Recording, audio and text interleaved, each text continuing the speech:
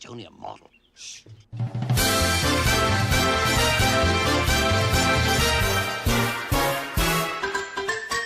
We're knights around the table, not round the square or triangle. We come to hang and chat the gang on Fridays as we're able.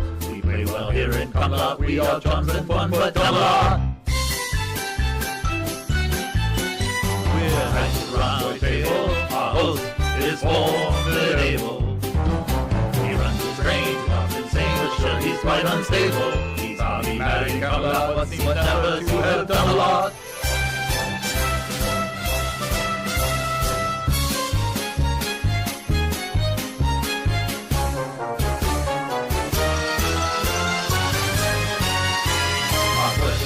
Label, quite incomprehensible. To wrenching and we have no plan but to sit and hear Dutch babble.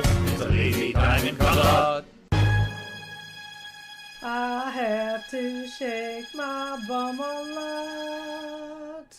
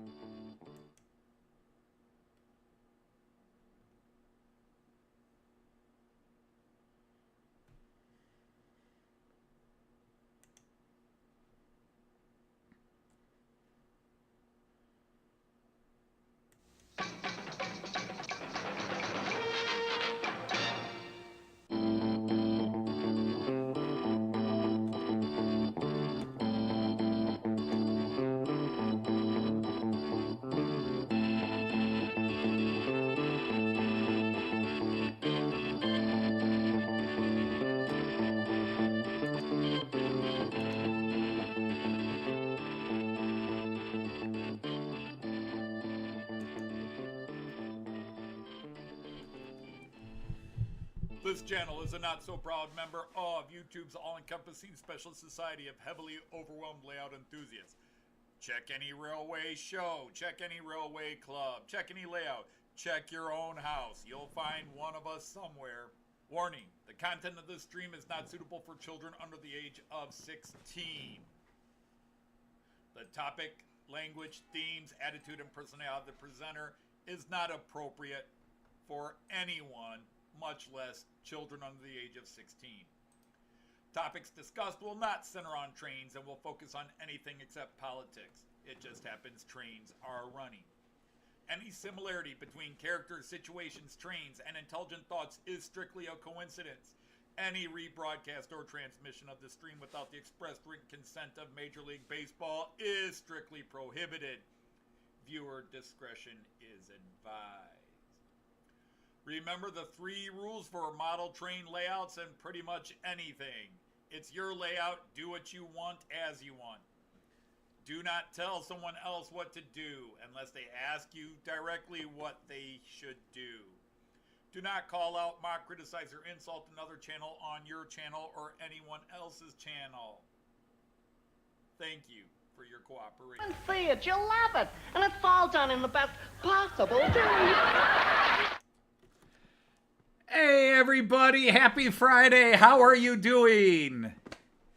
Welcome to this bizarre little episode of the Outsider Insider Live. Yeah, Efo, there is a Broadway, off-Broadway musical that's kind of based on Monty Python, The Holy Grail, that is a Monty Python bit. Eric Idle and the late Terry Jones basically took Monty Python, Holy Grail and some of their other movies and spliced it all together into a musical called Spamalot. Anyhow, want to say hello to all of you on the other side of the monitor today. I hope all you fellow Knights of the Rhomboid table are well. As you may or may not know, I posted a little theme song for the Knights of the Rhomboid table, and I hope you liked it. Let me get through the greetings of the people that are here so I can get on to what I want to do. But we got Andy81E is here. Man, you put up some cool videos. Andy Dobson is here. Lee from Anfield Road, Layout on the Left is here. Mallard. Alan Wiles from Dragon Junction is here. Sir Andy, the hot dog pilot, is here. You're all Sir Andy, Sir Lee, Sir Alan, Sir Andy. Sir Ifo is here. Welcome in. And he's the only one here that's technically got a royal name. That Fawn was an old acronym for, well, not acronym, but meant that you were landed. You were knighted. John Benicki is here. Sir John, how are you? Sir Joseph, our Sergeant at Arms, is here. How are you? Dwight Curley, Sir Dwight is here. Sir Märklin Steve is here. Sir Dino is here. His Lordship, Sir Tim of Dowd, is here. Great to have you here. We missed you last week. Sir Tom of Couples is here. Sir Trainman 1 is here. Sir Chris of Valleys 56XX is here. And Sir Peter of Wolf Sexenix is here. Welcome, one and all, to those who came in. And I will try to keep an eye on who continues to come in as I babble here. So this was inspired by Andy Hot Dog Pilot, who a couple of weeks ago made a Night of the Rhomboid table and put on a little chainmail bit. This is a El Cheapo imitation, but I really didn't want to spend too much money on doing this. I'd been planning on this for a while, but I wanted to get this up first, and this is still just a work in progress, but the logo. Many of you voted on it. This is a third logo that I came up with, and I kind of liked it myself, and so I'm using it today. And I made my own little, what did they always call this little drape over that they wore over the tunic? I mean, this is not technically a tunic. There's a name for this, and I forget. That knights wore over their armor. And Eric Gunter is here. Hello. So I've got my little knight's outfit on, ready to go into battle. If I could ever figure out which way that fits. There it is. There we go. That's good enough. But we're not going into battle today. Tabard, thank you. So anyhow, so yeah, this was a homemade job real quick. And as you can see, it didn't come out great. But I need to upgrade it. But the idea is there. And then I'll hand this over to my daughter. If you guys like this one even better than the two I put up. But I'll hand this over to my daughter, and she will find the proper way to really tool this up, and then I'll have a shirt. But yes, a tabard or a tabard. But anyhow, so this is, well, chainmail would be this, and then you'd have tunic, armor, what have you, and then you would have this little piece of cloth that went over your chainmail that was, or your armor, to signify either what army you were with. It could be family crest or what have you. But usually it was to signify, like the knights going over on the Crusades all wore the Red Cross, especially in Richard the Lionheart's army. But be that as it may. So celebrating my concept, the Knights of the Rhomboid table. And this is 5 years. Jean Ricard is here.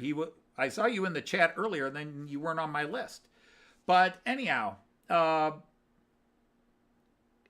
it was 5 years ago this week, actually last week, that I posted my first videos on YouTube. But I was just posting videos as Anthony Dodge. I've been on YouTube since 2008, but I never posted a video or subscribed to anything until around 2010. And then I didn't post a video until 2018. October 25th, 2018 was the first time I posted a video. And then the first week in November, I was trying to come up with a channel name. And, my family's like, just call it Anthony Dodge. And I was like, no, everybody's got a channel name. There's New Junction, there's Dragon Junction, there's Icy 82, there's Everard Junction, there's this channel and this channel. And I needed a name. And I came upon the idea of the model train outsider because it fit. I have been an outsider all my life, and even in the model train world, I managed to be an outsider because I was an American doing German trains. So number one, I'm doing model trains. Nobody does model trains. I know everybody here does model trains. And secondly, I'm an American who just got into the hobby in my late 50s. Most people start with the hobby as a kid and then left it and came back or stayed with it. I was totally new to it in my early 50s. I was doing an American doing European, so I was totally an outsider when I tried to find people to talk to and work with here. I was running 3-rail, Märklin, and C-Track, and I was a complete novice, so I was just an outsider. I just felt an outsider, and so I thought, there it is, the model train outsider. And then when I started going over the Märklin series, I added Märklin Outsider, but my true channel is the Model Train Outsider. It was November 9th of 2018 that I posted my first episode of the Model Train Outsider, the show, where I had the Ghost of 2015. And I actually was trying to see if I could bring the Ghost of 2015 back to do this live stream, and I just couldn't get my green screen stuff to work. I thought it might be funny to have a couple of videos with the Ghost of 2015 ready to pop in, but it just wasn't, I just could not get my green screen working, and it wasn't coming out. So I had a lot more things planned. It's amazing how that all goes around. It's a weird world. It's syncopation. But yeah, so Knights of the Rhomboid Table, and maybe we'll put a t-shirt, and if somebody wants a t-shirt or a polo shirt of it. And then I still got to pick a script that I like, a font that I like that would say Knights of the Rhomboid Table. But anyhow, so it was 5 years ago that I started the Model Train Outsider as a channel. I created it. I made it an official channel. I had videos, and I started the show Model Train Outsider. So 5 years ago. And it's been an amazing journey the last 5 years. And the first couple of years, I was really trying to show what I was doing on my layout. But the last 3 years, I haven't done anything on my layout. So that show, the Model Train Outsider, which was showing my progress, kind of came to an end. And it was getting hard to do skits and stunts with the Ghost of 2015. I kind of felt I had run it into the ground. I tried to add Dr. Zaius from the future and have some fun with that. And it did spark me for a bit, but it just was even harder to do Dr. Zaius and align 3 different bits and film it all. And I got tired of it. But the truth is, once I started live streams, I realized that's what I wanted. I mean, I wasn't here to show off what a great train collection I had, because I didn't have a great train collection then. I think I've got a good one now, but I didn't have a great train collection there. Hey, hi, how are you? Welcome in. And I see my buddy Jim Hovermotion is here. And so live streams really wound up fulfilling the jigsaw puzzle space that I really think I needed being online provided. It was direct conversation, all the live streams. I started seeing other people doing it just before COVID, and then it really exploded under COVID. And I started mine in the summer of COVID. I started my live streams towards the middle or end of June of 2020. And it suddenly hit me, this is what I wanted. And very quickly I started doing the Matt Clark stuff and the parody songs. And it's just been, that's what I want to do with this channel. I know it may have cost me subscribers somewhere along the line, because I'm no longer doing the stuff people really wanted to see, but the core group of people that come in, the Knights of the Rhomboid Table, that come to my live streams and support the silliness I do, I just want to thank everybody here. I am amazed that some people are here that have been with me for longer. You know, I started the streams, but I can go back and look at the comments on the first couple of videos, and many of you here were here then. And so that people have stayed with me for 5 years, I am just absolutely blown away. Outside my wife and kids, nobody has stayed with me for 5 years. So I do want to say thank you to each and every one of you. I wanted to do a contest and just do some giveaways, and I'll probably still try to talk myself. I haven't talked myself out of it. I just can't think what. And then I talk about, like I was talking to Jean Riccardi, he says, you don't need to do a contest. You don't need to give stuff away. And it's like, yeah, but I want to. I want to thank people. And he says, no, we thank you for the entertainment, which, well, that's kind of nice. Even if my entertainment is just that I let you feel superior, that you go, look at this idiot. I know more than him, and in trains that might be true. In other subjects, maybe not. But anyhow, so it's been great. So before I start the rest of the show, I'm going to take my favorite beer, at least that I can get in the United States, and I'm going to take my Royal mug. And this is only the second beer I've had since I've been back from Germany. And yes, it's early here.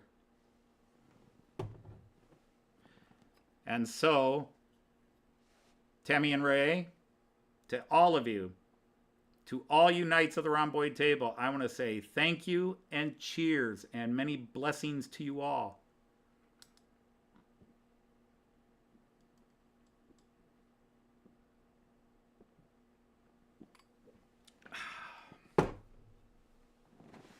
Good stuff.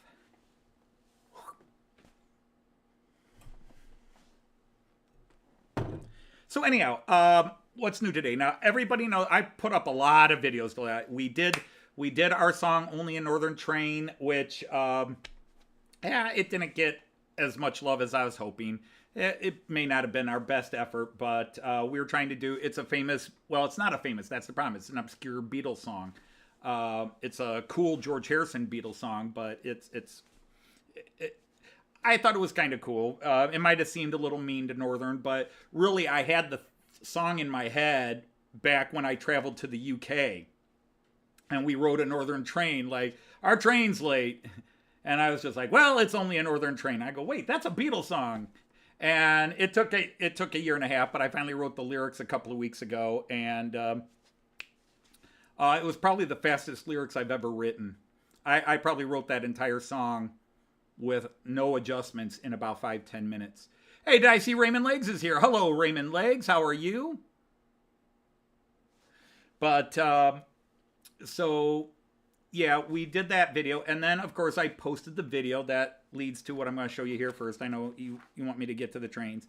But I decided after I got the Flying Scotsman, almost said the Flying Dutchman. After I got the Flying Scotsman, and both videos on the Flying Scotsman have just exploded. I think I've got close to, I think I'm over 8,000 views between the two videos. So that's pretty cool. But I wanted some proper UK cars. And when I say proper, understand, I don't mean that we're prototypical to what it did, to what it pulled. Proper meaning I wanted them to be classy. I wanted them to look good. It looked nice with my Rheingold, and people think I'm silly with this because, first of all, it can't be prototypical. Forget the fact that Märklin got the color wrong.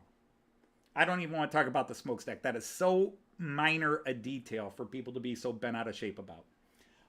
But on my 3-rail track, okay, the Flying Scotsman never went through Germany anyhow, so it's automatically non-prototypical. So I can do whatever I want. So I could have it pulling German cars. It pulled American cars and Canadian cars when it was over here.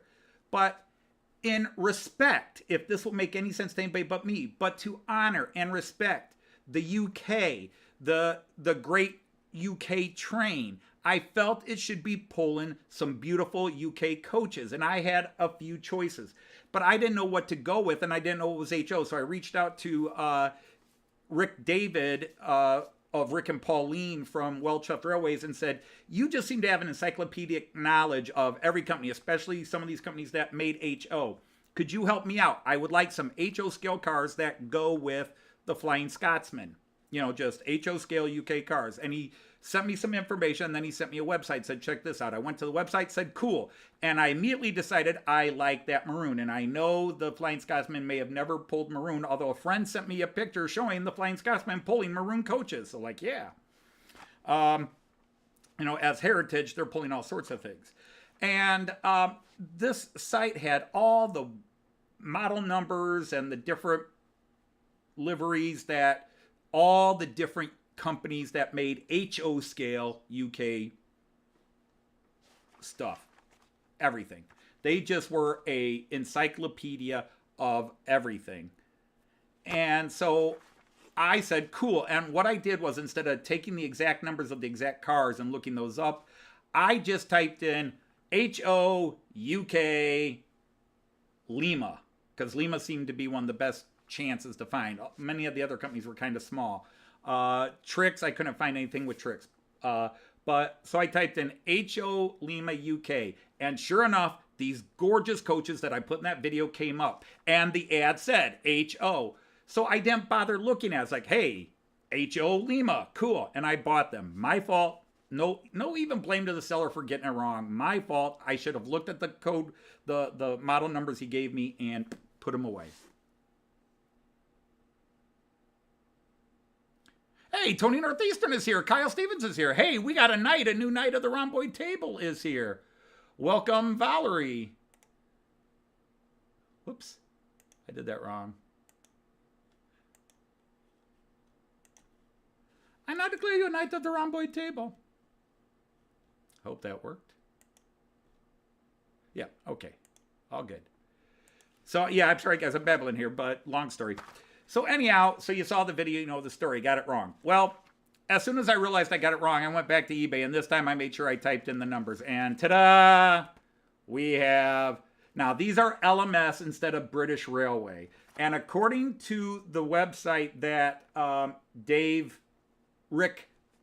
linked me to, this is a misprint. That these were accidentally labeled LMS, and they shouldn't have been labeled LMS. That this was a problem with this series of cars, but it's the only one that was maroon. So anyhow, these are HO. I mean, the box actually says it too. HO, orange and brown. And they are beautiful cars. And I got 2 in today. The other one's coming Monday.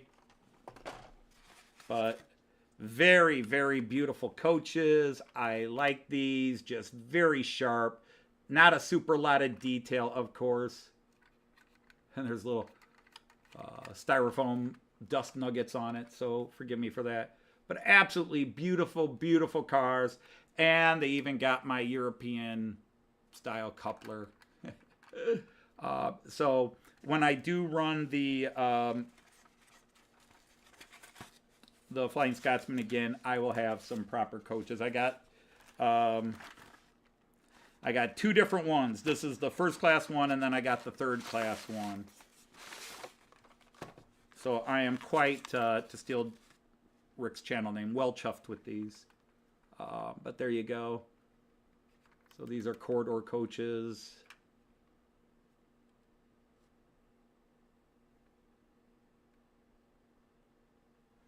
And that's what drew them to me. I like this color. Anybody that has LMS trains, and you know and you read my comments on your videos, you know all the time I go about, oh my God, I love LMS coloring. I love LMS locos in their colors. I don't care what the loco is. If it's an LMS maroon, I love it. I think it's better looking than it is in black or green or anything else. It's obviously colors are a preference, a taste thing. So, but yeah, I've got these 2, and I've got the third one coming on Monday, because that came from a different web page. But I've got 1 each. Now, obviously, I would like at least 2 each, but I've got to start. So I'm quite happy with that.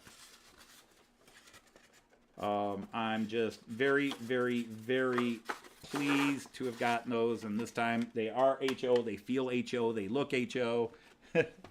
So it's all good. And then the Mallard gets to pull the other ones. So in the end, it was a happy problem. I was just mad at myself when I made that video.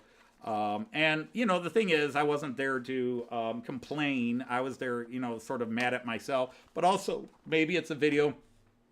Don't just trust the headline. Make sure you look up the model number. If you're trying to find something, you're not sure of the scale, look up the model number and don't trust the ad. Okay. Hey, did I see Jeff Hammond from Flint Hills is here? So I'm going to take one more swig of this. Bounce a little far trying to, the little pewter cap on it. Whoops. There we go. Kaiserlautern. But this is, Andy had an actual goblet. This is the closest I have to anything medieval to drink out of. So that's my... So cheers again. All right. So anyhow, I think that's really it. I did get another Loco. I'm not running the new Loco today because I already had picked out. So let's get some trains running. I have been babbling for 23 minutes, and you've been patient with me, although we probably lost a few people. My God, shut up and run your trains. So what am I running today? Now, you guys might look and say, okay, this is just a typical running session. And you would be right. But it is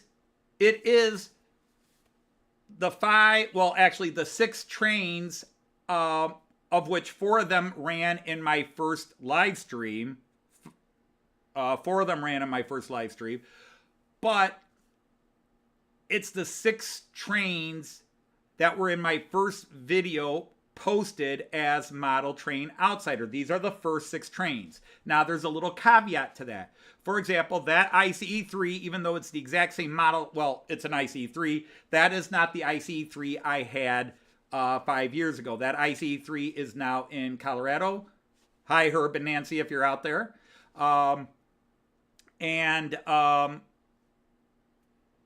The IC2, that white locomotive in the front there, that is not the one I had, but it's the one I currently have. The other one, the one Joyce bought me, is put away, and we're deciding whether I'm going to sell it or keep it, just because it was the first model train Joyce ever bought me. But it was these 6 trains that I had when I started my channel. I only had 6 trains when I started my channel. Actually, I had a 7th one. I had the Czech Railjet. But in front, obviously the Railjet, the IC2, the ICE3, my Class 146.2 locomotive in red, pulling my double-decker Märklins, which are that's my oldest surviving locomotive and my oldest surviving cars in terms of me owning them. They go back to the spring of 2016. And then my Metronome back there, which I've had for many years now. And then way in the back, the 3rd train I ever bought, that blue with a little yellow line underneath it, my Nordwestbahn Class 648. So let's get these trains in motion. I just got to check and make sure I've got the lights are on this one, but I got to make sure I've got the tail lights in the right direction. Yep, okay, it's all good that way.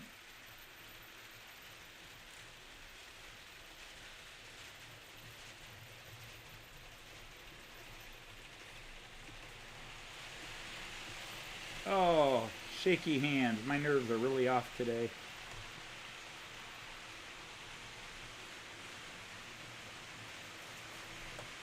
And then, come on, let's get this going.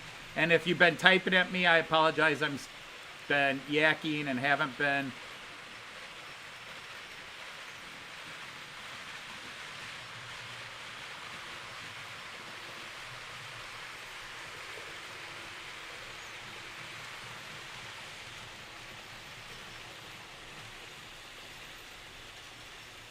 Okay, now I can turn it. Hey, hello, Simon at SJ Trains World. So now I can actually focus on the live stream now that my stories are done. Kyle Stevens. Hey, Joseph, I saw you ask something about calling me. Yeah, let me pop my email address here. Don't worry about it, folks. You can all email me. I mean, it is on public. But email me, and then I can send you my phone number.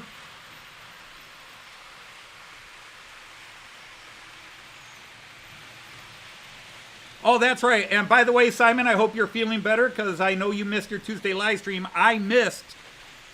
Had you been on, I would have missed your live stream on Tuesday, because I was busy with Kyan, and we spent a long time at the park. Hello, Eric from ANC. How are you?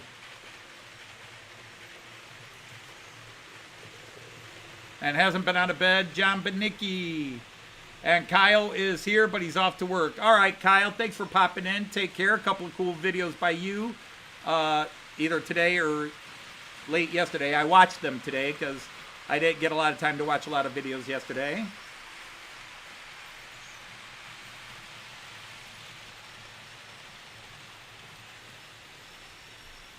So just looking back on 5 years.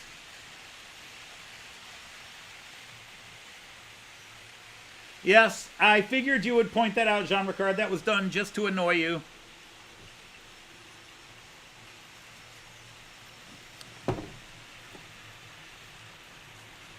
Okay, one thing I want to go while I'm thinking about it right now. If you guys know Mike and Sue from Putnam Junction, Mike at Putnam Junction Railway, and if somebody could find the link, it'd be faster if you find it than me having to drop various screens down and go to my YouTube channel and find the link. But if somebody could post, he is looking for a specific type of gauge master point motor. Now, I posted a post on YouTube that had the exact information. You can go see that post, but these are some point motors that he's been building his layout with and has already set his layout to accommodate them, and his shop ran out, and the shop owner said that they've been discontinued by Gauge Master, so he can't get any more in. So he's been looking at eBay and trying to find them without a lot of luck, but he thought if maybe some of you folks could go to his video or go to my post in the community page, and if you could help him out either by checking your local shops for those point motors, or you have some spare, get in contact with him.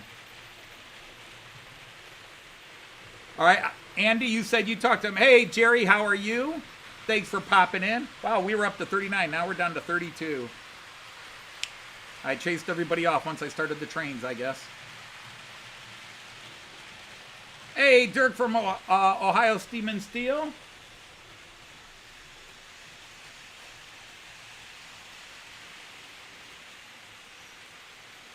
Yeah, the ICE-3 is probably my best running train. My best running long train. It runs better than even my Railjets. In liveries, of course, the Austrian Railjet is probably my favorite train. Gee, red and maroon, go figure. Which is not my favorite color, by the way, but boy, I tell you what, the trains that have that color just stand out.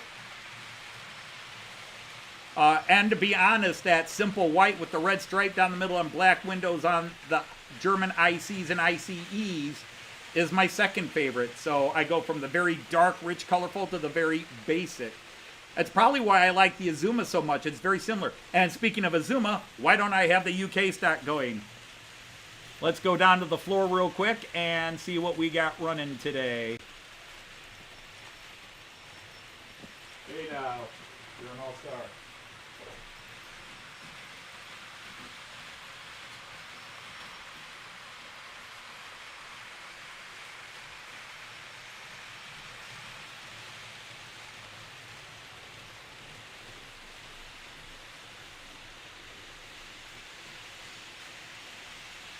There you go. So there you can see those magenta cars, although I did put a couple of teak, these dark teak or light cream, or not light cream, dark cream coaches on the end of them. Don't care. But there's those three nice coaches.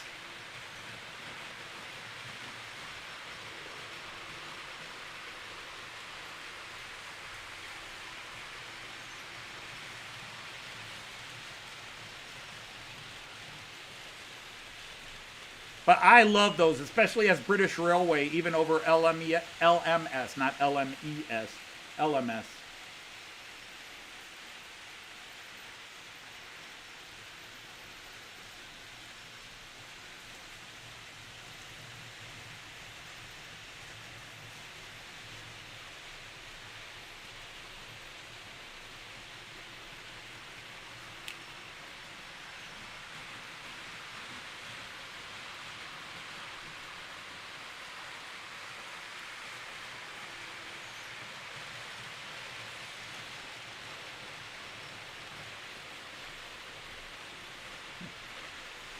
I gotta change that camera out. It definitely struggles focusing. That's such a nice view. The only problem is I only have the chains that occasionally come here. The key feature, that's why this side is going to be so more done than the other side, is because you need some other eye candy here because the trains aren't always over here.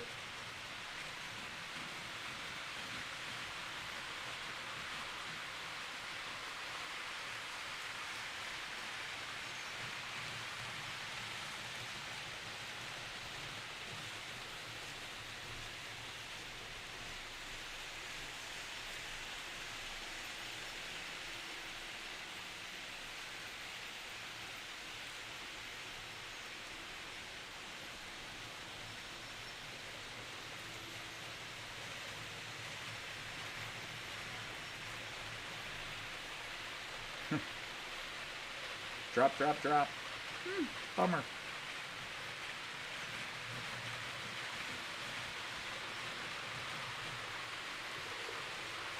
Nobody's here. Nobody's here. Nobody's here. Where are all my trains? Oh, there's a couple.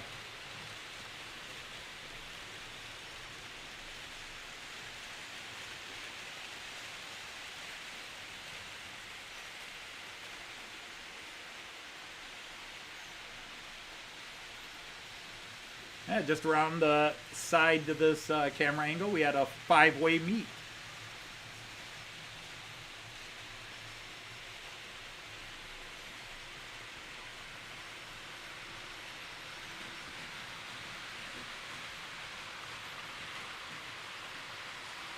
All right, Eric, take care of yourself. Hope you feel better after your nap.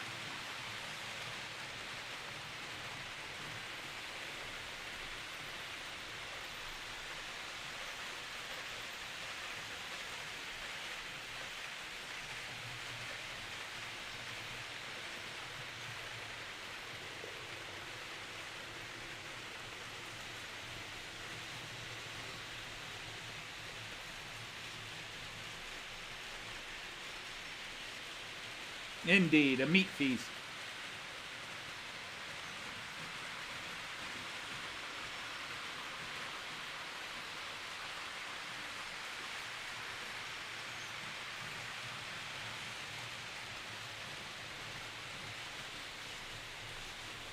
I do want to thank everybody who commented.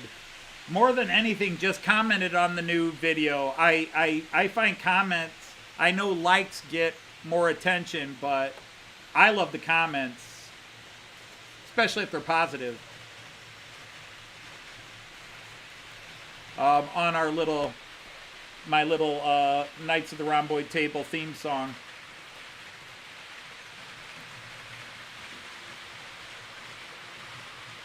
What do we think of this particular logo? What do we think of this? The two knight hands holding it up like a sword. And then, if you wanted to be silly about it, it does form sort of a medieval cross in it.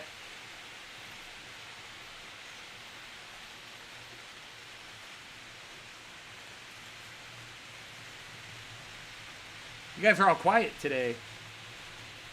And so am I, so, you know, hey.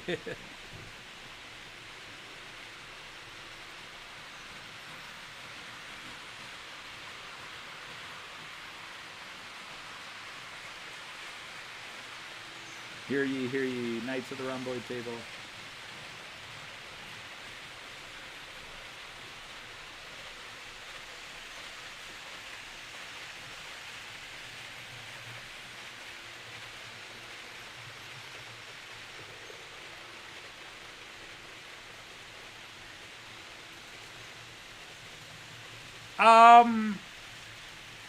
To be honest, Ifo, I don't know what either of those couplers would be.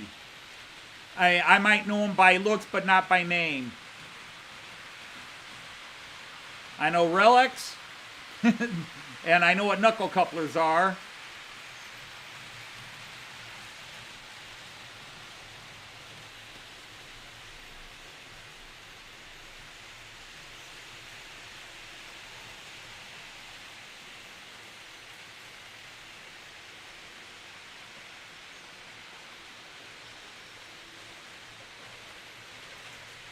Well, technically, Raymond, the Triebzug is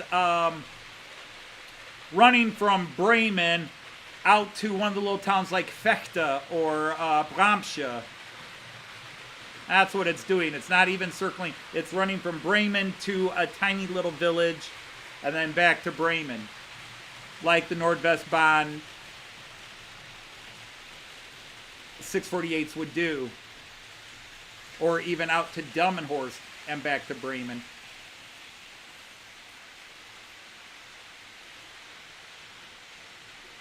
I'll have to look them up. I'm probably not prone to buying all new couplers to get something that looks more realistic or anything like that. Because I'm just not that desperate to have everything. So I want couplers that look like real couplers. When the trains are in motion, you can't tell how they're couplered to me. I mean, my eyes aren't the greatest anymore anyhow, but when the trains are in motion, I'm not seeing how they're really coupled. I couldn't tell you right now whether I have the,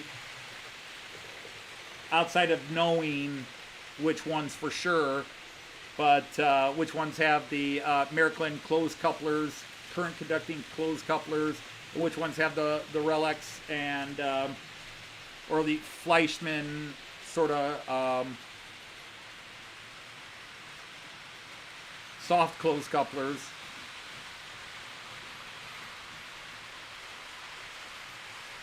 No, Dino. Those were custom made by a gentleman. Well, Steve. No, not Steve. Or is it Steve? Dale Schultz. Without the T. Schultz. Schulz. At least I don't think he has the T. Dale Schultz. And he sells them online. I'll have to look up.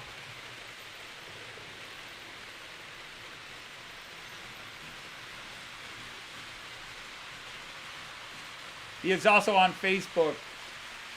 But, same stuff.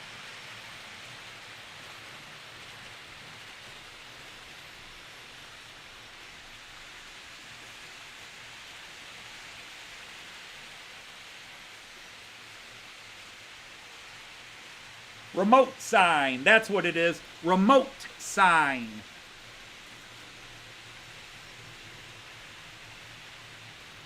So just look up remote sign, and I believe he's www.remotesign.com, I think. It's been a couple of years since I've talked to him.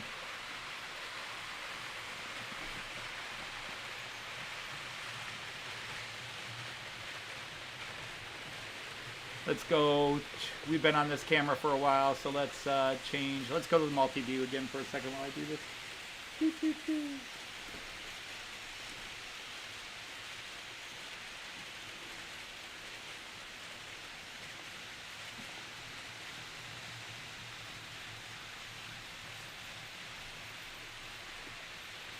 Let's see if they light up still.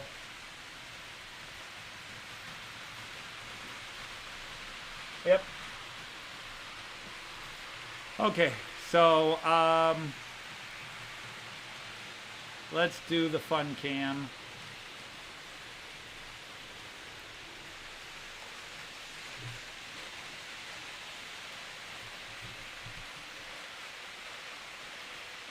But there, I don't know how well you can see that.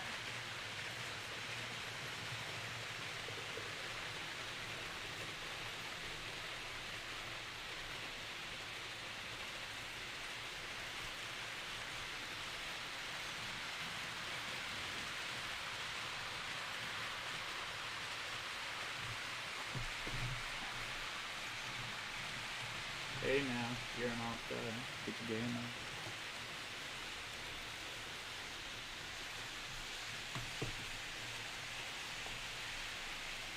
But when those are,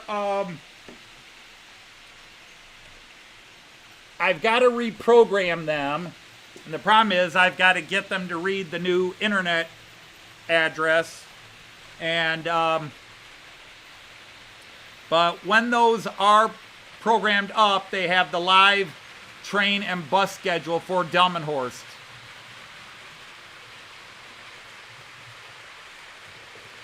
Hey, Gotland's here. How are you, sir? Hey, Rabel Bell. Howdy, howdy, howdy. And Chris from Model Train Aficionados here. So new people are in, other people left because my number's nice pair of 218s, indeed.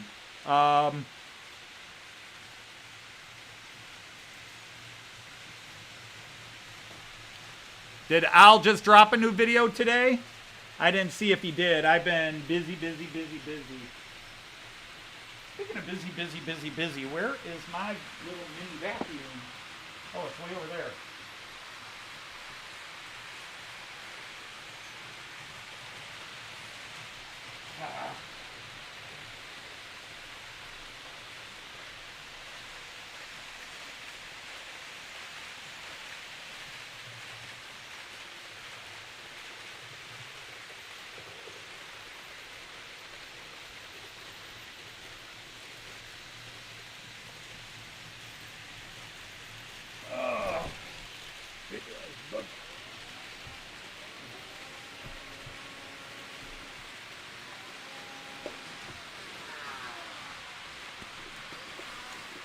Okay, there we go.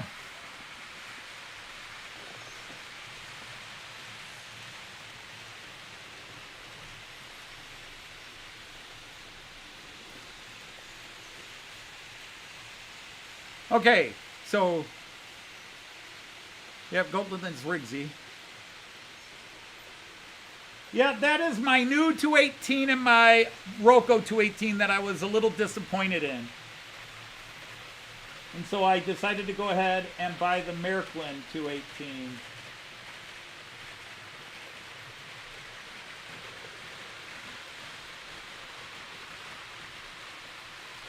Can't leave those cars there.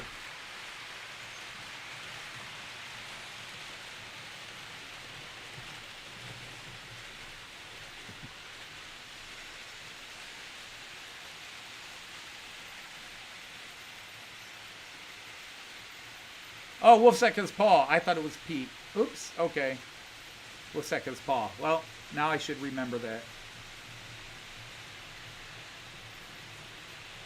Whew. Not keeping the folks interested today.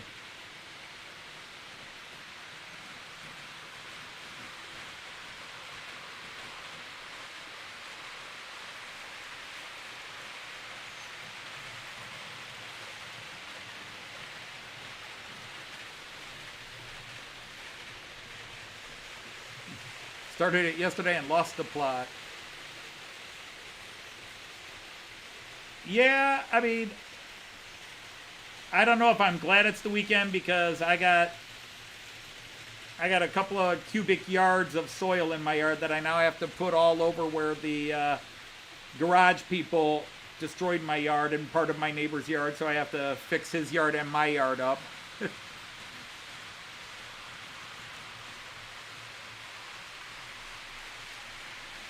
There's always a plot. Whether it's a good plot or not, that's a different story, but there's always a plot.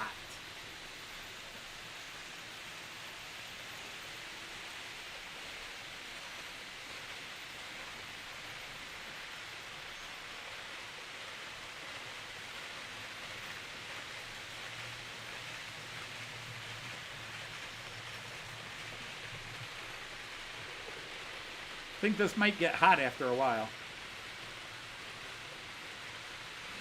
We had snow, Andy, for Halloween. We had a decent dusting of snow, enough that it was still on the ground the next morning. Not enough that you could really work hard to, well, with a lot of effort, you could have made a snowball. But we had some flurries, some pretty heavy flurries on and off during Halloween, and while the kids were trick-or-treating. We had one of our lowest turnouts in years because it was cold and the snow came.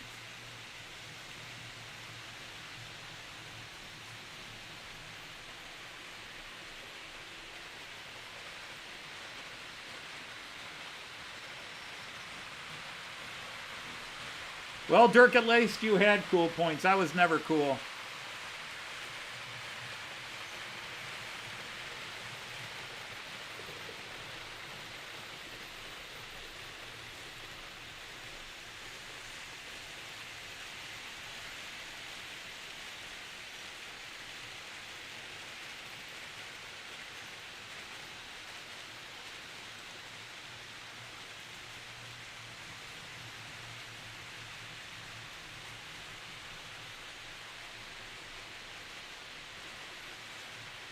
Oh, yeah.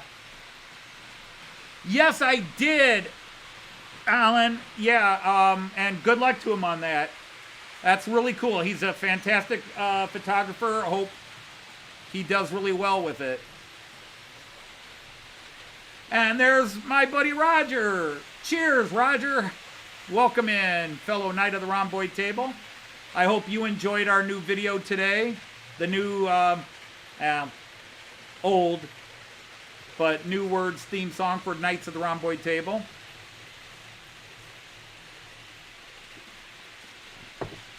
And truth be told, as hard as it is to write a parody song, to take a song that's already written and then try to fit new lyrics onto that song, it's harder still when you're trying to do a comedy and the song you're using was already a comedic song. Because you've got to be funny. You know, if you're going to do a parody of it, you've got to be funny since the song itself was funny.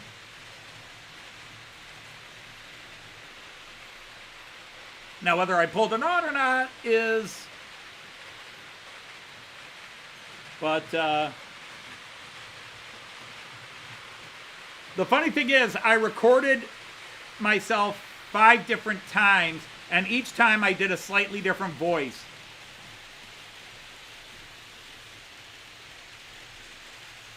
I sort of did a Munchkin voice. You can hear the Munchkin voice in a couple places, but we represent the Lollipop Guild. But I sang in that voice for one. We're Knights of the Rhomboid Table. So you might hear that. I did one in sort of a James Mason, sort of like the Kahat Stevens character. We're Knights of the Round Table, we dance when we are able. Ah, Lolita, my dear. No such thing as being late, Sir Andrew of 156.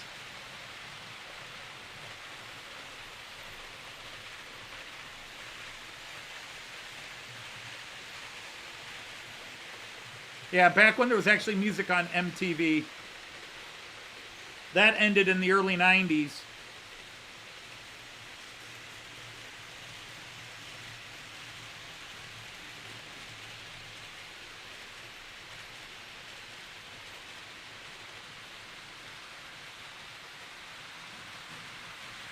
Yeah, see, that doesn't work on the rhythm. We spend most our lives living in a mindless paradise. You can do it that way. But I don't want to use a song as a parody that somebody else already did. You know, like Weird Al did Amish Paradise, so that's sort of like, even if I came up with it, I wouldn't do it.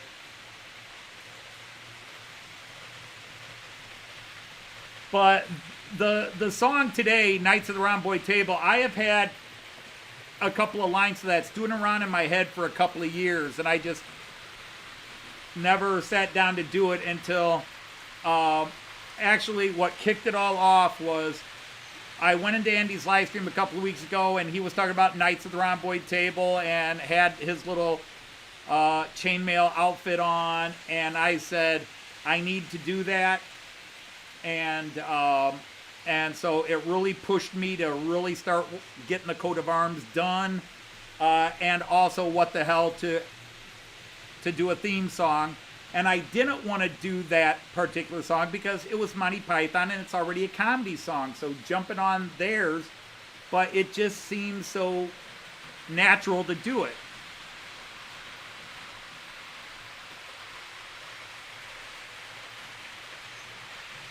Oh, Roger, I'm sorry to hear that, man. Because you'd been cranking out some great videos and stuff, and you put one up this week, too.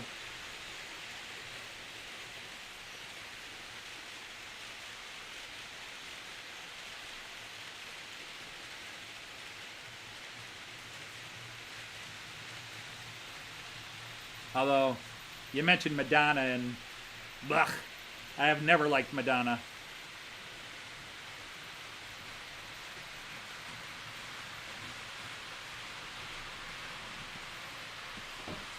Even Bruce Springsteen, I have a couple of songs of his I like, but for the most part, I don't dislike him. I just not into his music. Born to Run is probably the one song of his I like. Born in the USA was okay.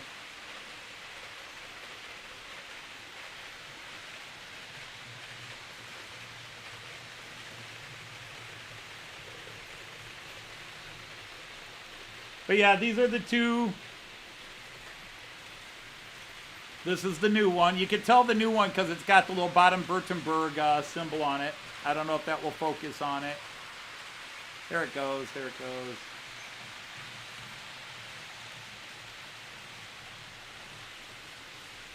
Which I hate it when they do that.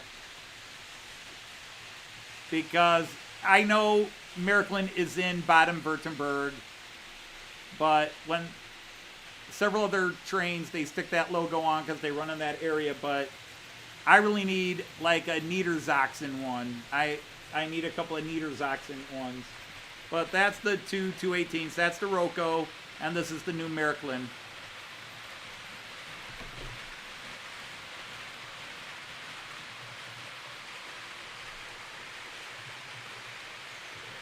Yes, I did, Andrew. Yes, I did.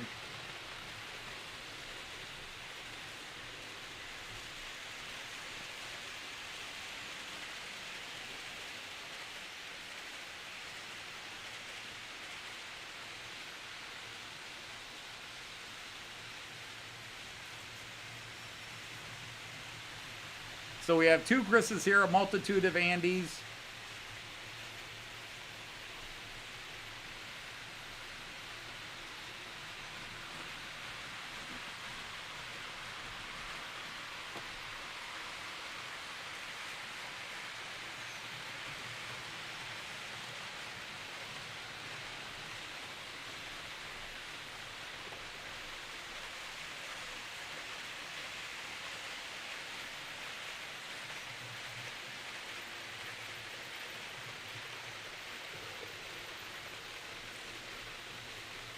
And there's Mike at Putnam Junction. And we have two Toms, two Chris's, several Andrews. I think I'm the only Anthony in because Choberton didn't come in, although he goes by Tony. I went by Tony as a kid. And then in my early 20s, really decided I wanted to be Anthony. But by that time, Joyce and her family knew me as Tony, so they all called me Tony. And now they hear Joyce referring to me as Anthony, and they're like, who's Anthony? She goes, my husband. They go, oh, I thought he was Tony's. Well, he prefers to be called Anthony. It's like, oh, it took him 40 years to catch on. Well, it was a $19 cheapie I bought online. I was really tempted to get a nice little $200 real chainmail ensemble, but I think Joyce might have had just a little bit of an issue with me doing that. She might not have been happy with me. Hey, Simon, the other SJ is here. Although technically in my world, he was the first SJ.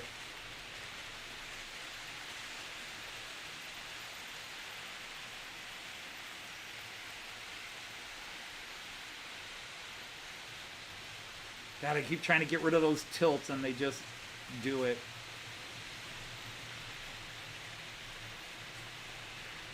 Is your middle name Anthony, Andrew?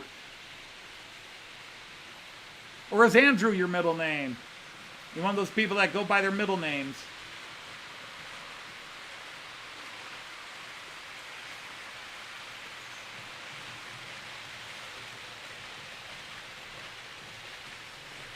Well, hello, Tom.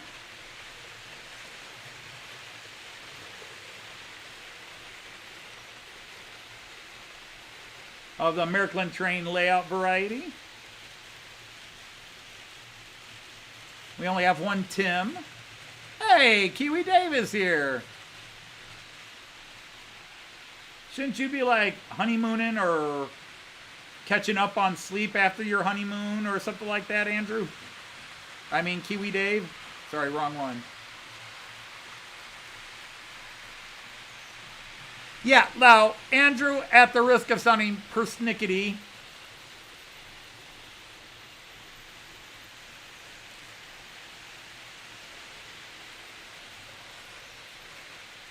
how in the hell would I know you're named after your grandfather? And B, that your grandfather was William Rennie?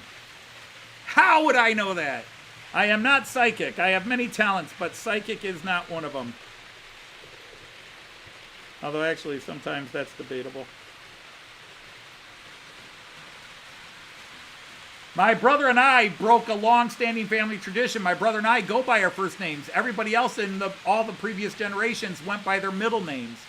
My dad went by his middle name. His brother went by his middle name. My grandfather went by his middle name. My great-grandfather went by his middle name. It's like they all hated their first names and went by their middle names.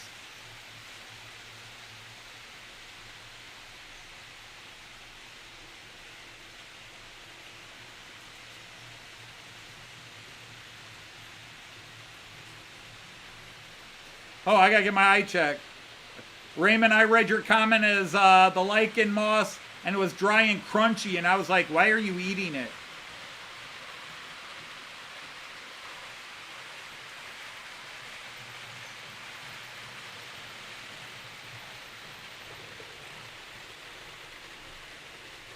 My problem is I didn't care for my middle name. I think I liked my first name more than my middle name.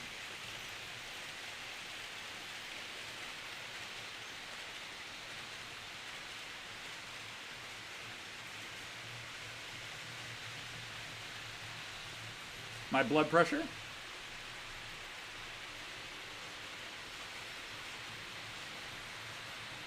Oh, go on. How would I know? Now that's like Dean Markin's drinking. It's all fake. I can fake anger very well. I've messed with doctors doing that where they'll talk about, yeah, your blood pressure is pretty good. And they'll say, well, we'll get you steamed up and upset. And I'll say, yeah, watch this. And I'll look at them and I'll just say, I do this to my students all the time. And I just start growling. And I'll say, watch my blood pressure. And like, it went up like 3 beats. You went from 112 to 115. I said, yeah, I'm really good at faking it. Faking the anger.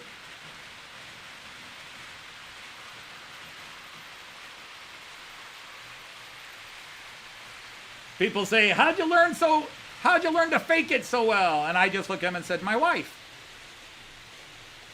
Good night, folks.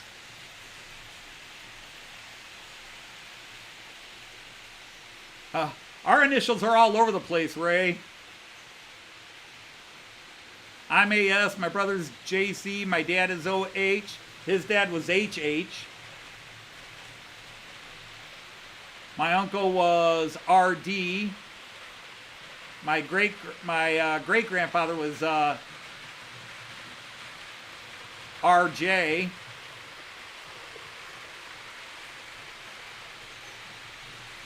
And his dad was SR.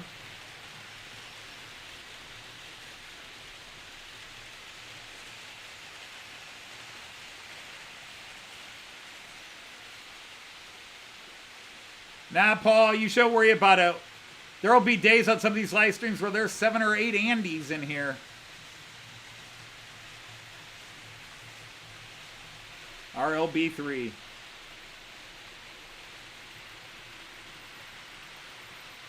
Born on St. Andrew's Day, you were only going to be called.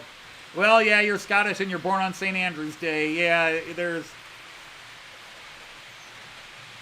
But at least that's kind of nice, and you're Scottish, you're named after, you were born on the patron saint of Scotland's day, and, you know, that's cool. Me, I'm named after a mafia hitman.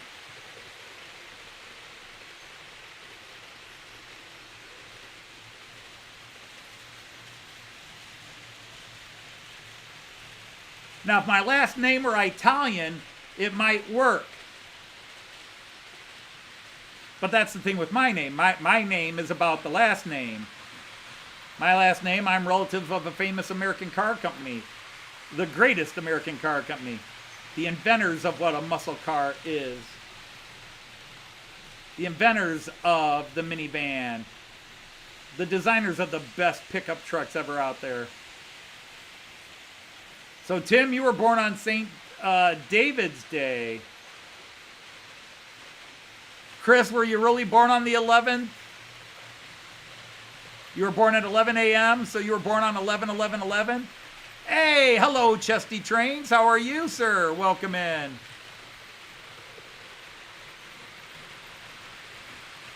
Did they make number 1 in the UK? I saw they were getting close. I'm hoping they'll do it in the US. Is it the first time since '69? I thought when Parlophone, EMI Parlophone re-released a couple of Beatles songs in the 70s, they went number 1. They did in the United States.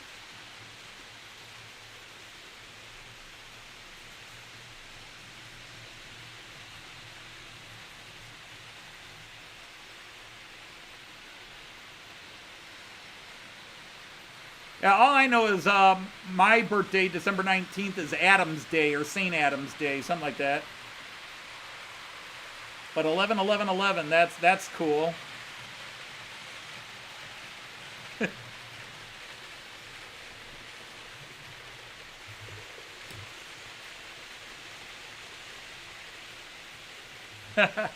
There you go. Well, technically it should be Kings then.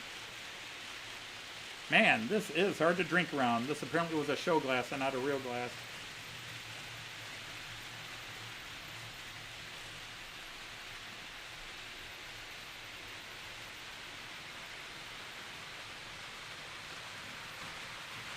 Huh. Cheers.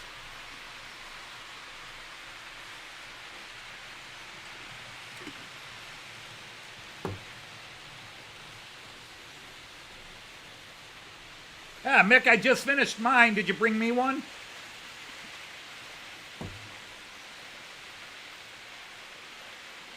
You're the Cracker Jack prize. No, my parents tried to tell me I was adopted, but all I had to do was show pictures of me and my dad side by side and said, you ain't ever getting that one over. Same thing. I could never tell my son he was adopted. We're all clones, man. Hey, Raymond Anthony, nice to have you here.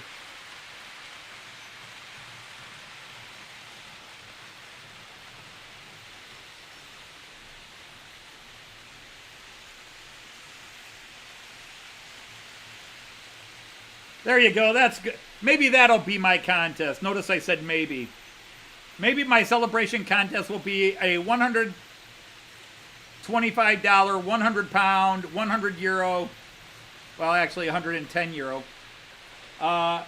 Gift certificate to the first person to send me a video of them singing the Knights of the Rhomboid Table theme song without air.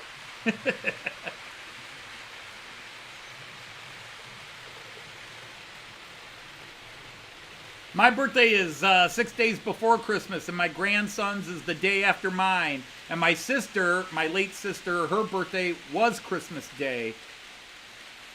My grandma Dodge thought my sister and I were holy because she was born on Christmas and I was born the week before Christmas. But my grandma Dodge, one of my grandparents who was actually born in Germany, her real name was Bogarther. Her birthday was the 17th, so being born so close to her birthday, I was her favorite grandchild. You shouldn't have favorite grandchildren, but apparently I was because I was born so close to her birthday. She loved me.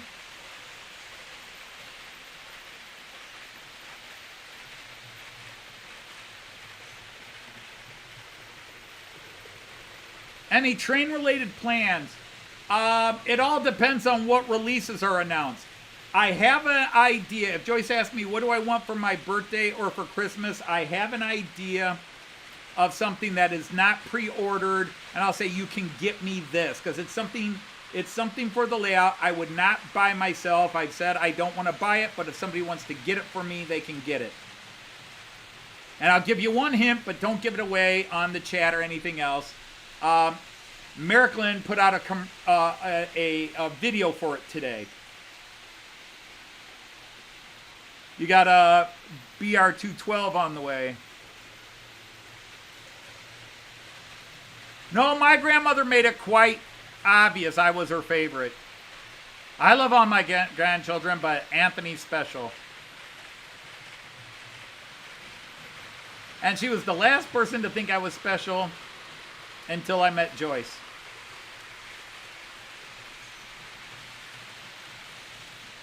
Like I said, don't guess, and no, Tom, no.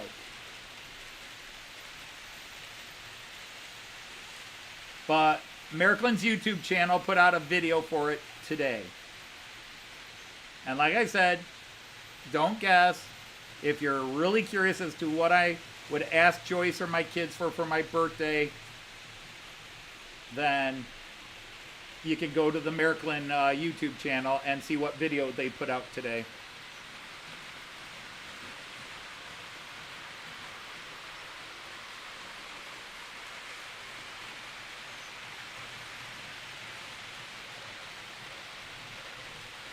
Yes, I've got it on reserve. Actually, I've got the Märklin one on reserve. If you're talking the 248, 249, yes. Yep. I've got it pre-ordered, so as soon as it is released to the shops, I'll be getting an email. Problem is, I have a very special Brava order, and maybe I'll pull it up here.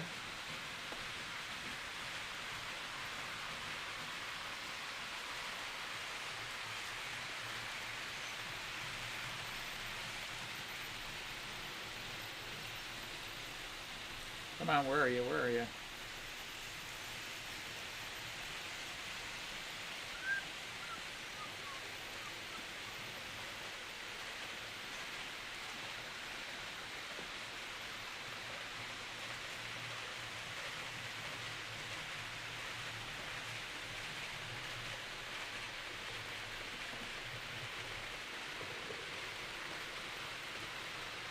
I'll try to pull it up here real fast.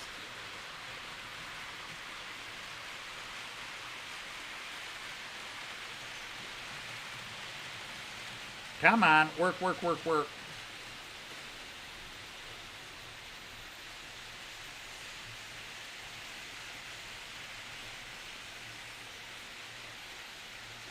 Dudes, come on.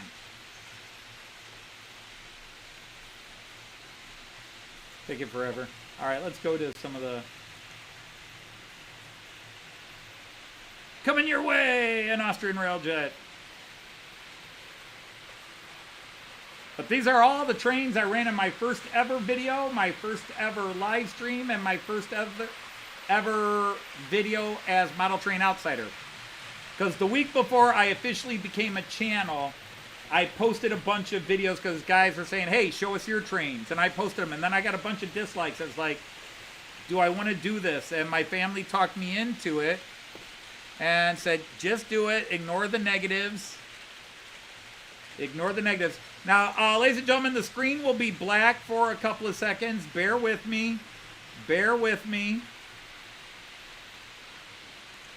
I just got to set it up. Well, actually, I am here. But there we go. So, what you see on this page are my last 3 pre-orders. I had 8 pre-orders at the start of the year. 9 pre-orders. And I'm now down to 3.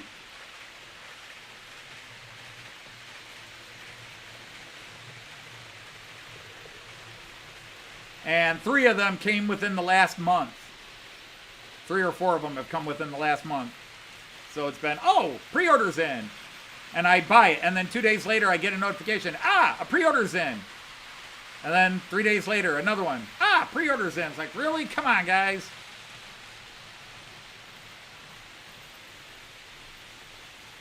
But, so you can see the basic price and then the price I'm locked in for.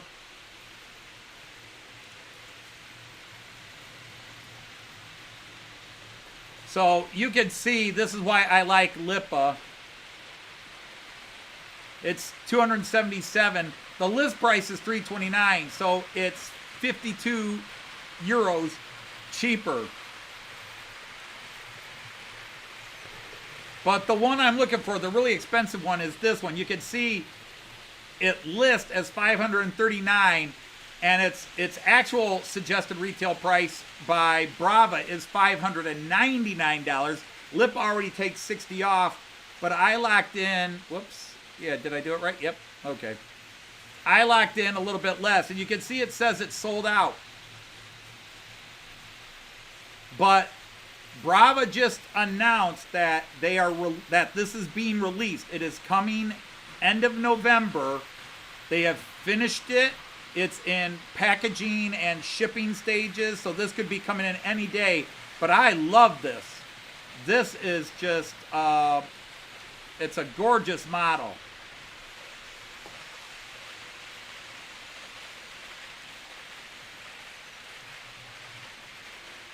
Oh, it's locked, that's why. There we go, I'm gonna move it this way. But I've had this on pre-order for close to, well, let's see, does it have the pre-order date on here?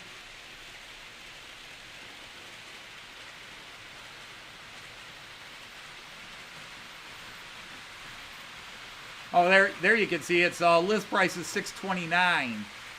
But this is their super deluxe version. But I love this, and I am dying for this to come in. I have been waiting 2 years for this. We saw them for the first time in 2019 in Germany, and then we saw them everywhere and rode them in the Stuttgart area. No, not Stuttgart. We rode them a couple of times in Freiburg and once in Bamberg. And so I am just dying for these to come out.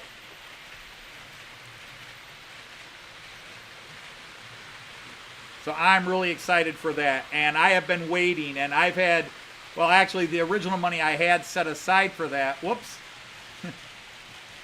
Sorry guys, you don't need to see yourselves. But yeah, I'm eager for that. And the thing is, I saw them in the ICE, the IC2 version for the first time this past June in Germany, when Joyce and I were in Germany in June.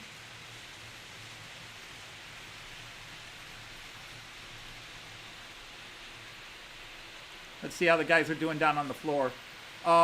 When Joyce and I were in Germany for the month of June, we saw these all over the place. We saw those double-decker with 2 Steuerwagens, you know, control cabs on one on each end. And we saw IC2 versions of them all over the place, and they were cool. And they looked a little different than the Regio ones. They looked a little narrower on the control cabs.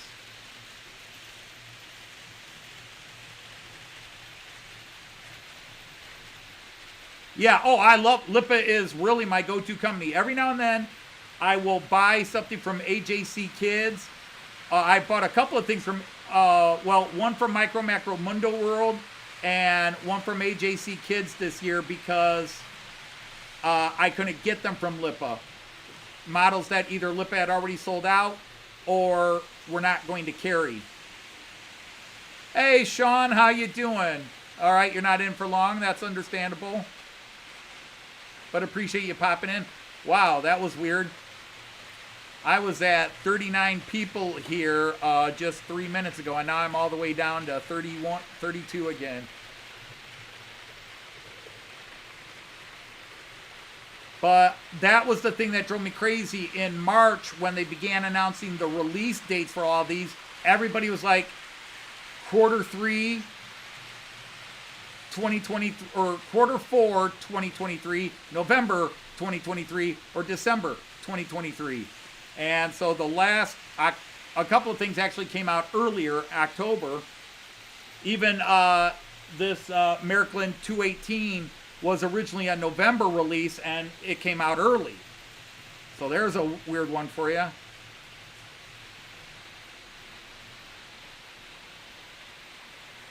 Oh, from Menzel's? I have heard of Menzel's, but they don't. They will ship to the USA, and price is more expensive, but their prices don't, for me, don't seem to compete with Lipa. But again, when I'm in Germany, I won't buy from Lipa unless it's something I pre-ordered. I will buy from the shops, even if I pay more in the shops, just to support shops. But here in the United States, where no matter where I order it from, I have to mail order it. I'm not going to buy for the most part from Renaud's, although I did buy, I bought one thing from Renaud's this year, one thing from AJC Kids, and one thing from MMM, Micro Macro Mundo out of Florida. I bought two things from, I forgot I bought that one Locomotive from Renaud's this year. So I bought two things from Renaud's, one from AJC Kids, and one from Micro Macro Mundo World. But because if I buy from the big three American stores, and I love the one in Canada, but their shipping to the United States is more expensive than the shipping from Germany. But the thing is, if I buy from an American store, I get it a month, sometimes 6 weeks later than I would get it from Lipa, and I would pay 20, 30, 40, 50 to 100% more. Basically, if I get it from Lipa for $250, I'm going to pay $300 to $350 from the American shops. So it's just financially, it's just cheaper in an expensive hobby for me to buy from Lipa than to buy from an American store where I have to get it shipped to me anyhow. Plus, I get them easily a month sooner. The only thing I don't get sooner is that Lipa gets all the Christmas stuff out at the same time. So they release it to the American stores a couple of weeks before they release it to the German stores.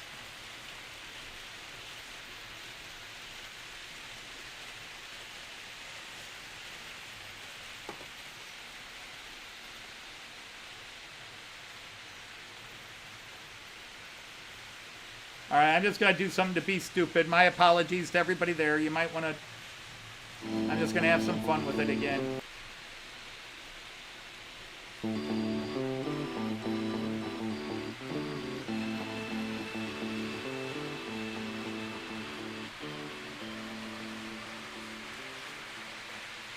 It's only a model.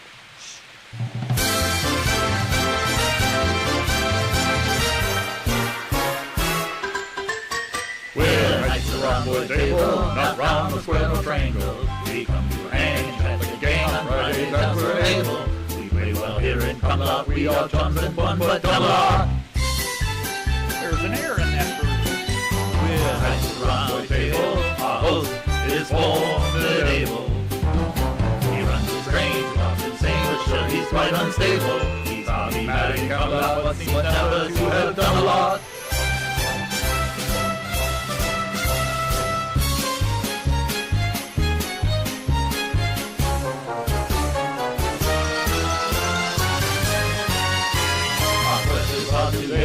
Quite incomprehensible. To wrench in hand, we have no plan but to sit and hear Dodge babble. It's a lazy time in Camelot. I have to shake my bum a lot.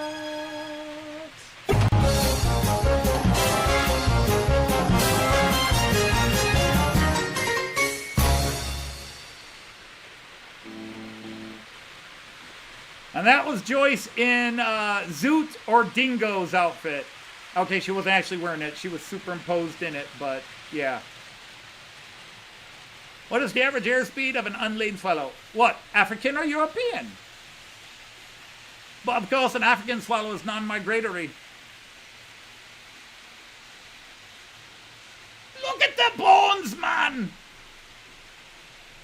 And yes, if you didn't catch on, I'm in a Knights of the Rhomboid table suit of, well, not armor, chainmail and tabard.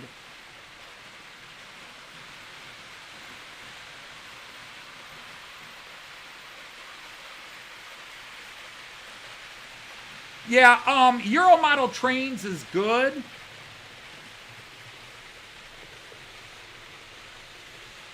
I did business with them a long time ago. All right, John Benicki, take care. Thanks for hanging with us for a while.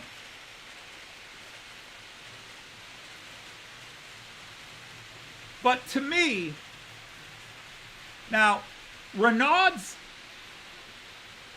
I don't want to be too negative on Renaud's, but over the years, we have had issues where Renaud's tells you something, oh yeah, we got it, and then they tell you, oh, we don't have it. And then, lo and behold, you order something else instead, and it took them 2 weeks to ship it. Now, granted, the two things this year I bought from Renaud's, I got within a week and a half. So, power props to them. But over the years, Joyce has tried to buy things for me from them as a surprise. And, yeah, we got it in stock. And then, oh, no, we don't. They don't know what they have in stock. It took them forever to ship it out. And their shipping and handling charges were rather high compared to getting something from Europe, where they were charging $20 shipping and handling, and I can get stuff from Europe for $27, $30.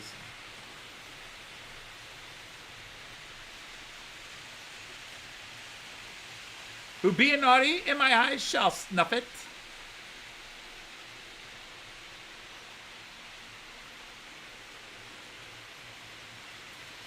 And now AJC Kids, maybe the best customer service. Maybe the best customer service. If they have it, they get it to you within a week. Their online in stock, not in stock is very accurate. Very friendly people. I've talked to them on the phone over the years, although, again, I've only bought one thing from them the last 3-4 years. But they are always a pleasure to deal with. Charlie and crew, they are just phenomenal people there. And whenever people say, what store should I buy? I say, start with AJC Kids. Even if it's not the best price, they'll work with you, but you'll get the best customer service. Renaud's is probably the flip. They're probably the worst customer service. The guy up in Canada, and I always forget his name, because there's an American shop where it's just the same words. Okay, Raymond Anthony, you agree. Because, yeah, that's how I see them. They have... Now, the thing is, I used to say MMM out of Florida was the most expensive, but they've brought their prices down and are now competitive with Renaud's and AJC Kids. And I've seen nowadays, I used to say AJC Kids was always the cheapest, but now sometimes Renaud's is cheaper, sometimes M&M is the cheapest. So the three really are, I guess you would say, dead even. But in terms of customer service, AJC Kids wins hands down. Shipping prices, they're the cheapest, hands down.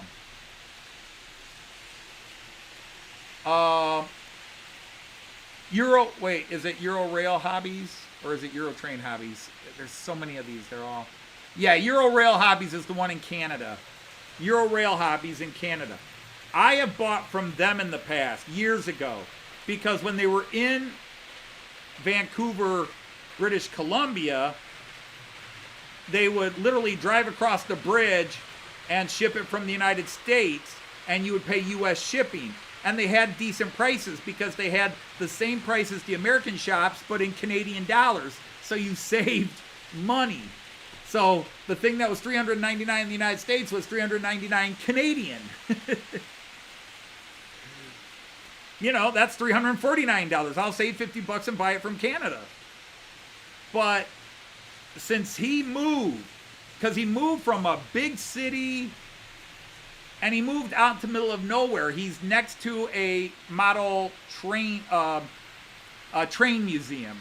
He moved, but he moved from the big city Vancouver, and he moved literally into the middle of nowhere. He's in the small town like Summerfield or whatever it is, and the only thing that's there is a small train museum. And so his walk-in business is dead. And I don't know how great his online business is, but when I do look to see if he has certain things in stock, he seems to be out of everything.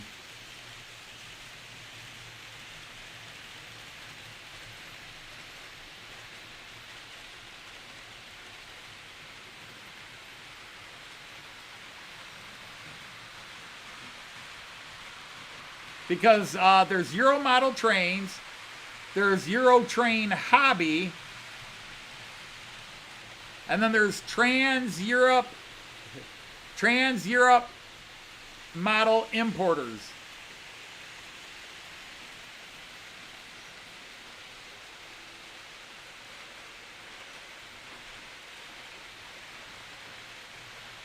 And Eurotrain is in New Jersey, and that's where I bought my Railjet from. My Austrian Railjet. I bought that from Eurotrain Hobby. Because by the time I decided I wanted a Railjet, I couldn't find any at the cheaper places. He had it. I had the Locomotive, which I bought from Lipa, but I couldn't get the cars. And he had the cars, $350 for the 4-car set and $250 for. And I tried to say, okay, that's $600. Would you do $550 for the pair? And he's like, nope. Okay, $600.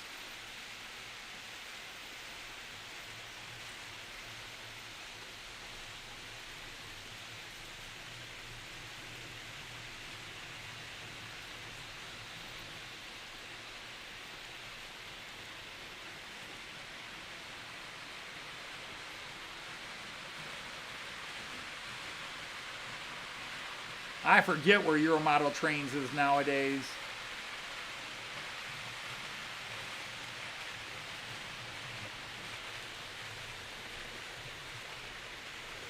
Because I know I have one I follow that is like in the Boston area.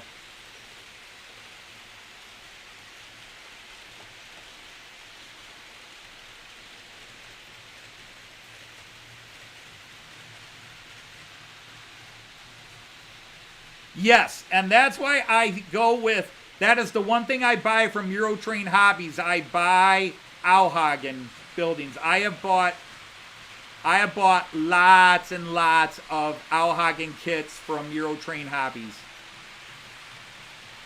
I have a lot of Auhagen buildings because Auhagen is anywhere from 2/3 to 1/3 the price of a Fowler or Vollmer model or Keebry.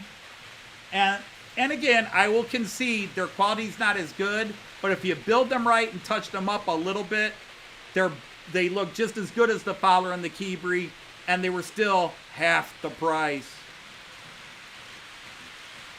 Oh, there's a bunch of them, but there's so many, and after a while the prices just don't seem to line up.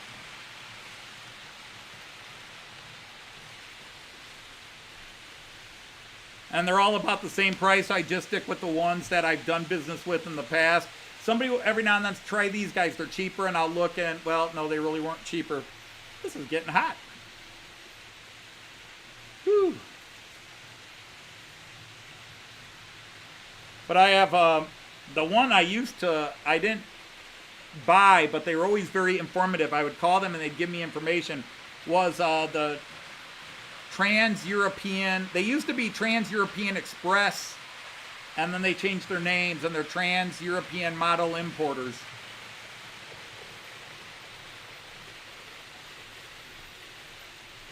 Got some business tripe to set up for in the next few weeks. All right, Tom. Thanks for hanging out. It's old, very old Pico stuff. Okay, that's interesting. I did not know that. No, the only stuff I've had damaged in the post is things shipped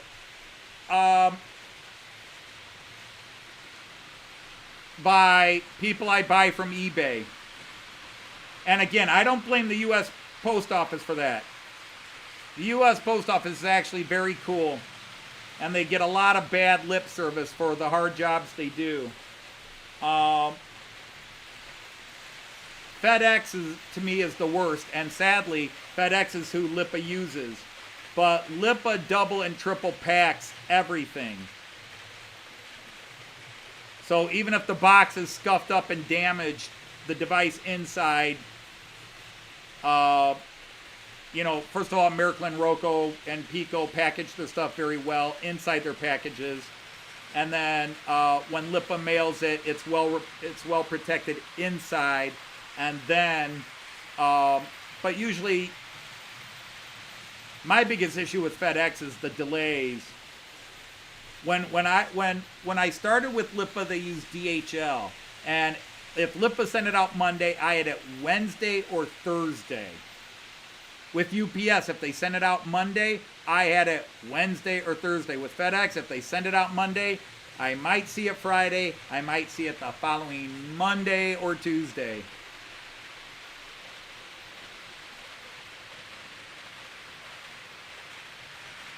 Well, Andrew, I probably overprotect, but that's how I am.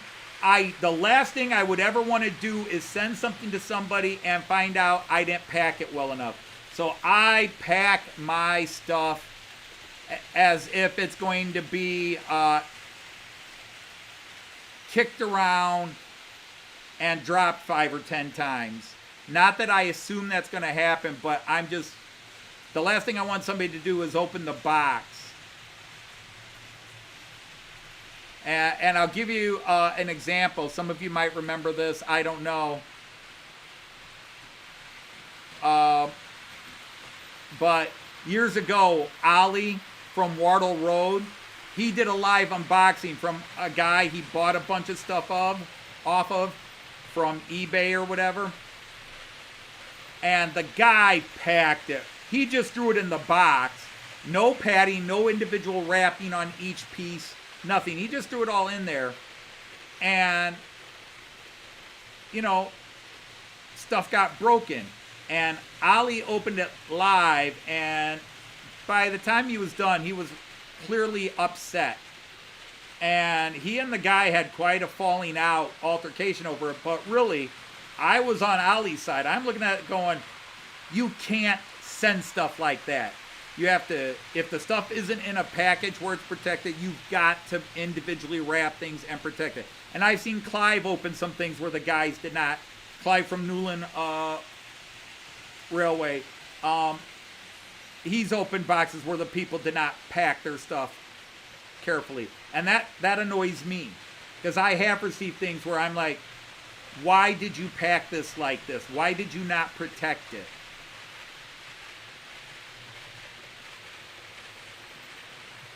So I don't want to be that guy.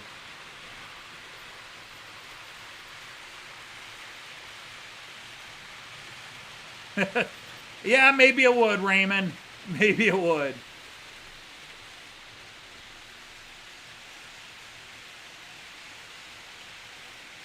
Now, the one I was a little bit worried about was the stuff I sent to Dino. Because I got a box that fit the main cars, but I eyeballed it and said, yeah, that should be long enough to hold the Steuerbach, the control cab. And then when I went to put it in, it didn't quite fit, but it did fit diagonally. So I put as much padding around the corners of it as possible, and of course around the sides of it and on top. But it was in that box diagonally with not as much protection as all the other cars. But I truly made sure it was well packed otherwise. So it wasn't, you know, the worst thing that would have happened is somebody would have just slammed it on that end where the packing would not have protected it. But as it is, the box looked in good shape, and when he pulled it out, it clearly hadn't been jarred or abused. And when I saw that they were all lit up on his live stream, that was cool. because that was the thing. When I sent him to Dino, there were 4 cars that could light up and a 5th one that can't light up. And if you add that 5th one to the set, if you run all 5 of the passenger cars, the cars won't light up. If you want all the cars to light up, you have to leave the 5th one out, because I never got that one converted and lit up.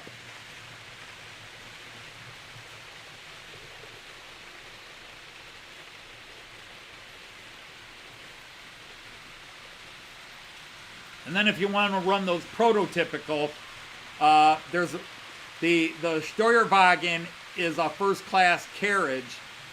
The Steuerwagen, I believe, on the Czech Railjet is first class. And then the first class car goes next to that, and then it's all second class.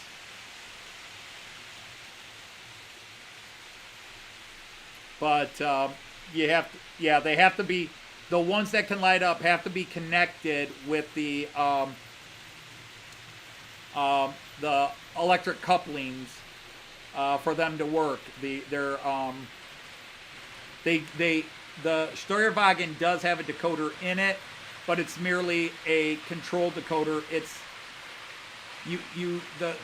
the lights turn on and off from the controller on the locomotive, not the Steuerwagen. You know, sort of like the same thing is true of that double-decker going below me right now. It's got a decoder in it, but the lights turn on and off from the locomotive. Well, that's good. I tried. Like I said, when I send things out, Joyce will tell you, I over-engineer anything. When I build something, now, I don't do what the guy who owned this house did, where he put 12 screws where 2 screws would have worked. I'll put 2 screws where they work, but the way I put things together, it's not coming apart. Those 2 screws are not coming out outside of somebody opening it all up and taking them back out. But yeah, I will overbuild everything.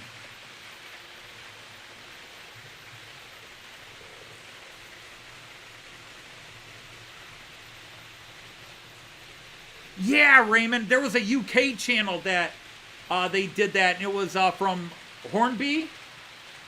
And yeah, it was from the Hornby store. And they bought some from Hornby, and Hornby threw the box in another box with no padding, no bubble wrap or anything.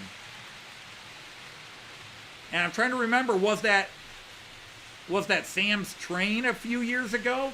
But yeah, they just threw it in a bigger box, and that thing would have been shaken and jostled, and the thing's bouncing back and forth inside. No way. All right, Dave, take care. Have a good rest of your weekend down under. And yeah, and the box had been stomped on or something like that. Yeah, that was... And I remember somebody ordered something from Hatton's where that happened, where Hatton's just threw the train in a slightly bigger box, the locomotive in a slightly bigger box, and no padding, no protection. And yeah, they were angry.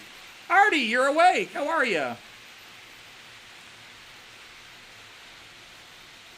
Oh, it was the Hush Hush.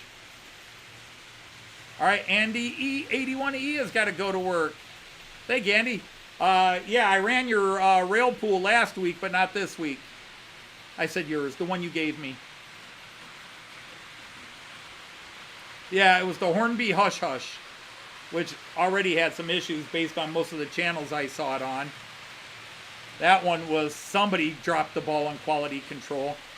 Because it's a cool looking locomotive, but every channel I watched who got one had problems with it.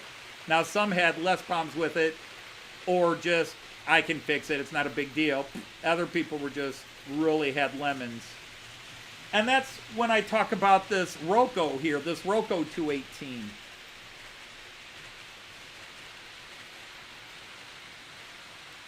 You know, this Roco 218. This is a nice 218. I bought it much earlier this year.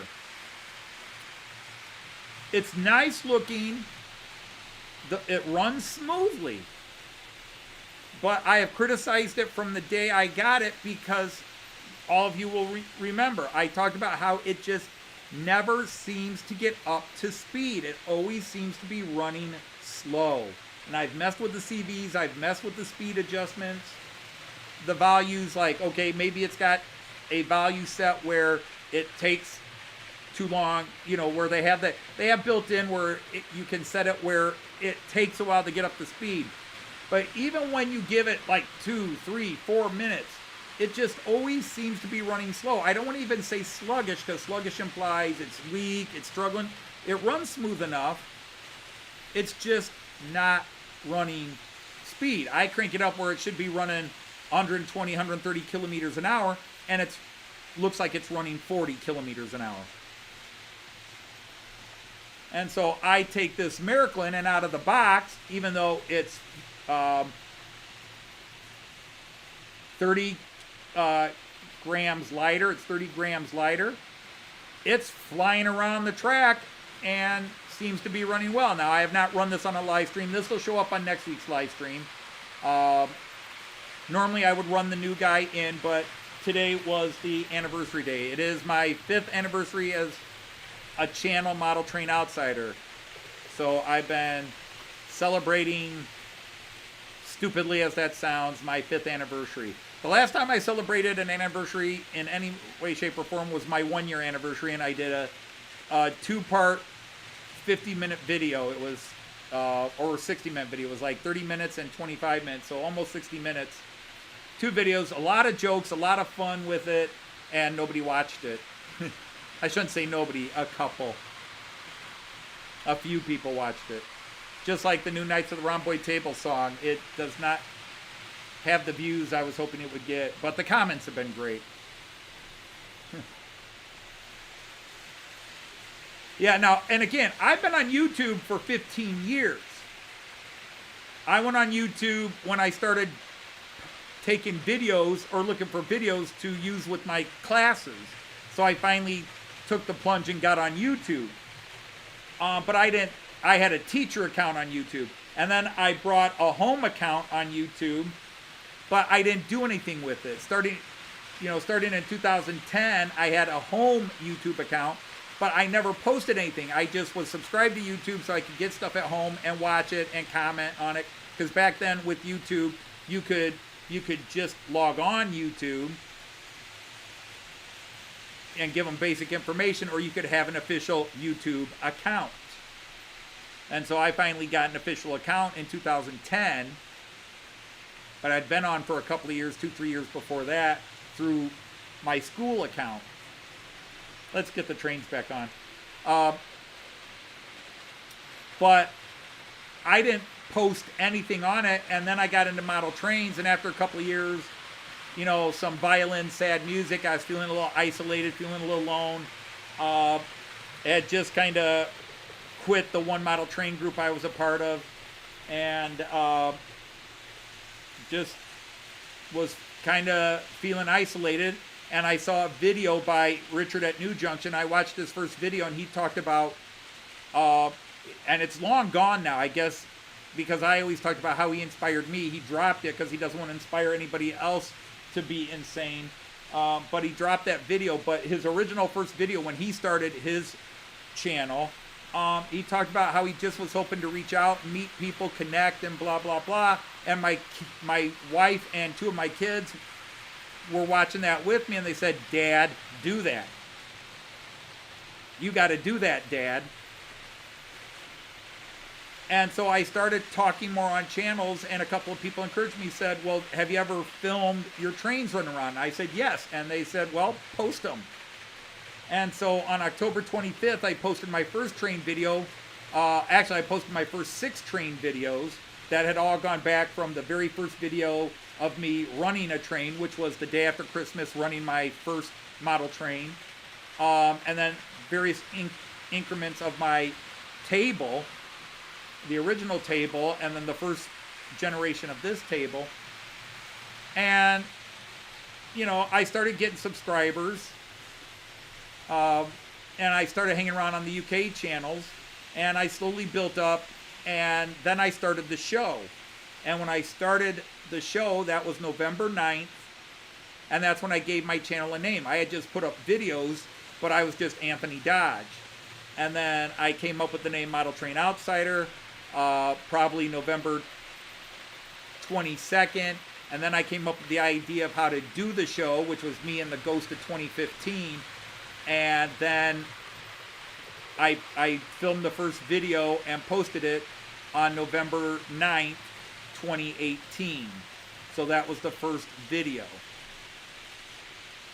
The first video where this channel was called Model Train Outsider. I might have changed the name on the 24th or the 24th, on the 7th or the 8th, but the first official Model Train Outsider named video was November 9th of 2018. So that's where I'm at now. Hey, Derek Alexander, how are you? How are you?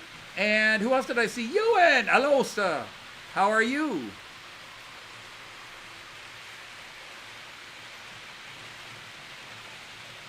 Hi, Dino, Ohio. Oh, right, Ohio Steam and Steel, right. Hey, Al from Layton Junction is here. Hi, Al, how are you?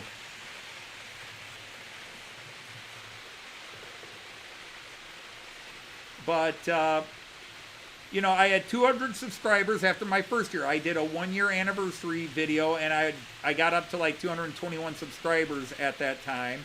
And we did a couple of celebration videos because I hadn't started live streaming yet. That was a year and a half before I started live streaming. Well, the year anniversary was 7 months before I did my first live stream. But I put up a funny little bit of 1 year.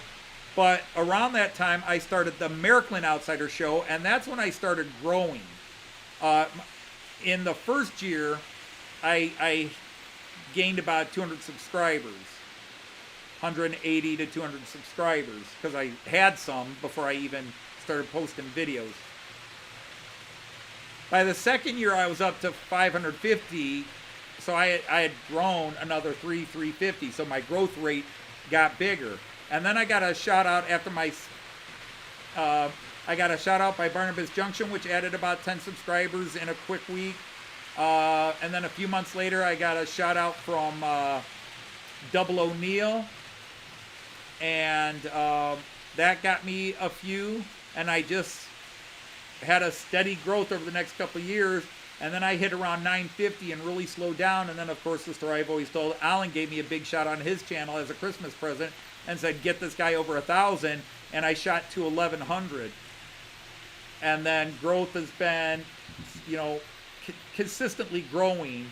But I have some quiet spells where I don't grow a lot. But then the Flying Scotsman video, I've gained 25 subscribers in the last 2 weeks, which is my biggest growth in a while.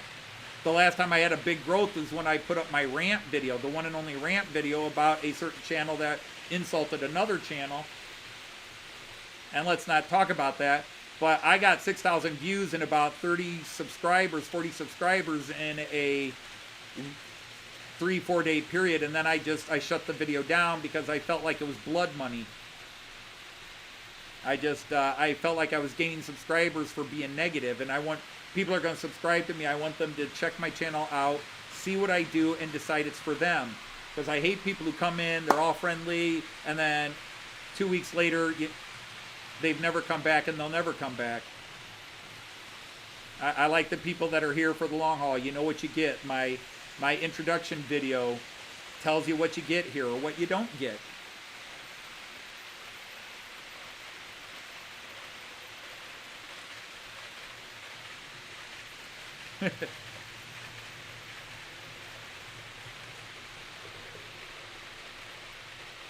You got here in time for the history. No, it's what it is. I mean, it's 5 years on YouTube. I've had a show going for 5 years. Although I don't actually do that show anymore. That show is morphed into what I now call First Impressions. Except the Ghost of 2015 no longer shows up, and I don't have Dr. Zayas anymore. Sometimes another channel needs a beat down. I don't want any channel to ever take a beat down. I even said that in my rant video, that I was not encouraging people to go after. I was just saying, don't do this. Because actually, I love that channel, except when they took shots at other channels. I love that channel. I love listening to the guy. Just don't take me nasty. You don't need to denigrate anybody else. The hobby's big enough for everybody. It's big enough for man and woman. It's big enough for gay, straight, and everybody in between. It's big enough for children and adults. It's big enough for every ethnic group, every race group, every religion and atheist. This hobby is big enough. We don't have to tear somebody else down. You can't be in competition. You can't be looking at another channel going, why are they bigger than me? How dare they be bigger than me? And there are some big channels that actually have that attitude towards other big channels. I'm better than that guy. And if a channel does get big and you think they got big by cheating or something, no channel ever stole viewers from you. No channel ever stole a viewer from me. There are channels I don't personally like, so you know what? I don't watch them. And there's a lot more channels I do like, but I just can't watch them all.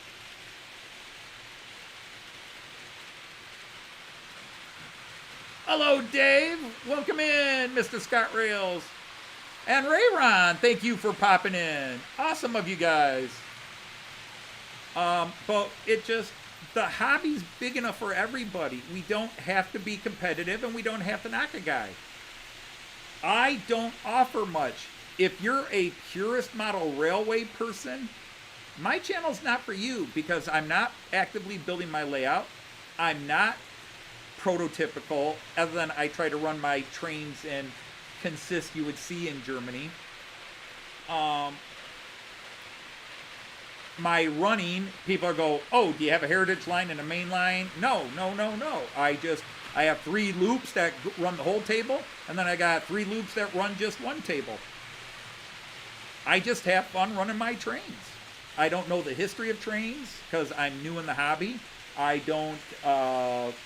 My passion is the love of traveling by train in Germany, and then I brought those.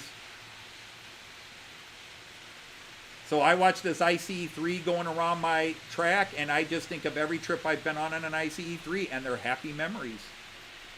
Whether it's just me and Joyce alone, or me, Joyce, and all my students, and the funny conversations we had with our students, because we never had a bad time with my students by train.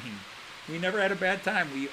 My students were always awesome and good working class kids, and who appreciated being there, and they loved riding trains. It was so much easier than cars and vans and buses. They could get up, they could talk, they could listen to their own music, they could get up and move around, restaurant car in the back. You know, they really loved riding by trains in Germany.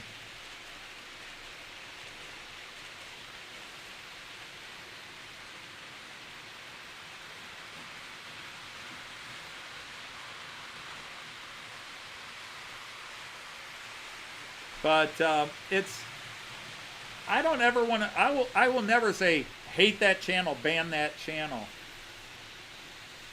I have freedom of choice, and I have freedom of speech, and I can choose not to be there. That's why I personally wish, it's a petty issue with me, because it's my own emotional weakness.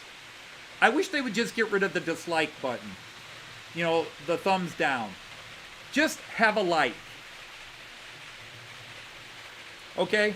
Because, first of all, here's my mentality. I know I've said it before. I'll say it again in case somebody's new here and wants to think I'm an idiot. If I have 200 views on a video, okay? I have 200 views on a video, and I have 25 likes. You know what? That means 175 people didn't like it enough to give it a thumbs up. Okay? I don't need the thumbs down for those people who... Because that, to me, is just, I hated it so much, I had to give you a thumbs down. Or there's people that just want to mess with you. There's a guy out there that is still mad at me over something, and he will give every video I put up a thumbs down, including videos of my grandson Kyan. Why would you give a 2-year-old a thumbs down? How petty are you to give a video of a 2-year-old a thumbs down? How dare you put a beautiful child on your video, you asshole! Click.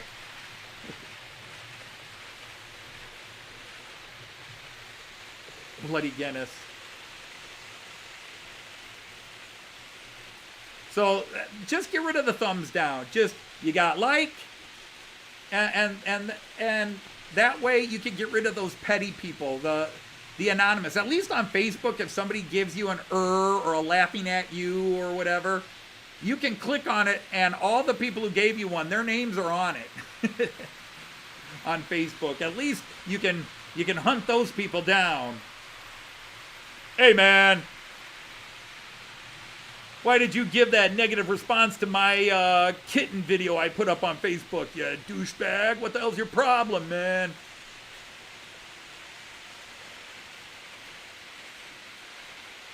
Yeah, Derek, I know that's how most people will see it, but I don't.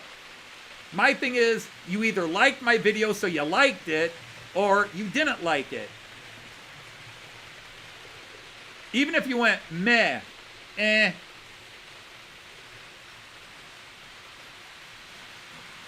But that's why, just get rid of the dislike. Just get rid of it. You know, you already got the flag. Like, if you think the video's improper, inappropriate, wrong, you've got the flag that you can send the report to YouTube. So there's no reason to have a thumbs down. I'm glad you do. Uh-huh. You're not dressed. We're knights of the round boy table. Oh,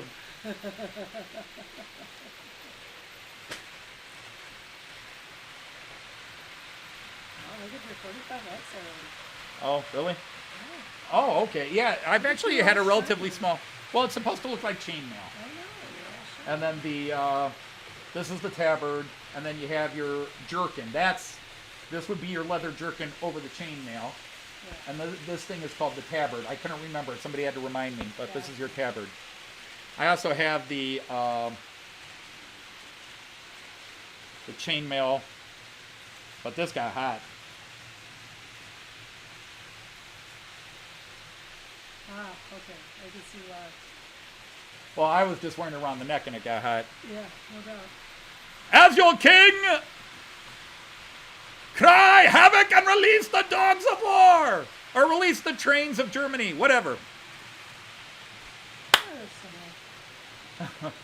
Okay, let's get a mic over here so you can start talking to people when it... Skip your ad, skip your ad, skip your ad. Sorry. Skip those darn ads, woman. I wasn't progressing again. I don't know what it is. Okay, here. Well, they probably want you to scoop it so you can get your... There's your mic. 188, right? What? 188. Okay, it says line. Get it on my thingy. So, I want to see. I want to go up. Let's see who Wait, said is Jean hi. Ricard awake? Is Jean Ricard awake? We are not the knights who say knee. We are the knights that say Hi, elbow. Tom. No. Hi, Ohio Stephen Steele, sending Anthony something. Stefan is here. Stefan. Hi, Wolf. Skål. I had a beer in a beer mug. Nice. That was my fifth Hi, anniversary celebration. Hi, Scott. Rail. Hi, Chesty. Chesty. Hi, Andy. That's a name you could share. Hi, Artie. Hi, Mick. Hi, Derek. Jean Ricard was gonna. Your How ship have just you doubled, been, Stefan, indeed. over Hi, in Dino. Norway? So if I missed anybody, hi. And, yeah, I'm high, so I need to slow down. Oh, Lady Joyce, that's nice. Well, yeah, you're a knight. Yeah, of course. Although, if that makes me Lord, because it'd be Lady Babs too, because he's Lord Owl. Okay, why isn't this progressing? I don't know. Oh, all chat. Yeah. Live chat. Huh, what There you go. night's doing Oh, Jean that? Ricard's here. Uh-oh, this could be trouble. So I missed a few of you. It wasn't moving. So, I go back. So, hi, Valley. Hey, Randall Ellison's here. Hi, Randall. Hi, Raymond. Who made Miriam? I think I got there. Well, all the Merry Men I have to did. keep changing the settings. So, hi, Joseph. I'm fine. I didn't change settings. I have to. So, hey, Raymond. I'm here indeed. Hey, John. Just to see the shake, the butt a lot. Hey, in case you guys didn't notice, I was going to type it on yours. That really was supposed to be Daisy. I was trying, but it was hard. It's supposed to be Daisy. Hi, Ellen. It's hard to sing in voice. But I've got 2 other versions. I did the same video, but I changed the video in it. So your new one is kind of funnier. Oh, is it? Because you're in Dingo and Zoot's outfit. Oh, okay. Welcome to the Castle Anthrax. No, it's not The a very good... Spanky, the Spanky. Yeah. Oh, the lady's supposed to sit next to the shake Joker. my bum a lot. Yes. I like Castle Camelot I have to myself. shake my bum a lot. So, yeah, that would have been my voice. But I was trying to do Daisy. Hey, she's sitting It's next to hard the to say. king. Well, something. I got my... And it feels a little warm in the house. Maybe just a little pair. Already got a beer stain on it. No, that's just the ironing on process. This is just a mock-up design. This is a test. This is a proof of concept. But, you know, I gave you guys 2 to choose from, and then I came up with this one. I thought I liked this one a little better with the 2 gauntlets holding it sort of like a sword. So what do you guys think of that one? Do you like it better than the other 2 I posted? The 2? And I like the one. Well, Knights of the Round Table.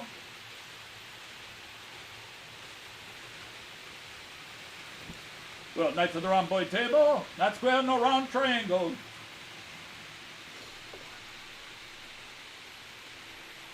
But yeah, that's just a mock-up. It needs to be dialed up. But that's the insignia for the Knights of the Rhomboid Table.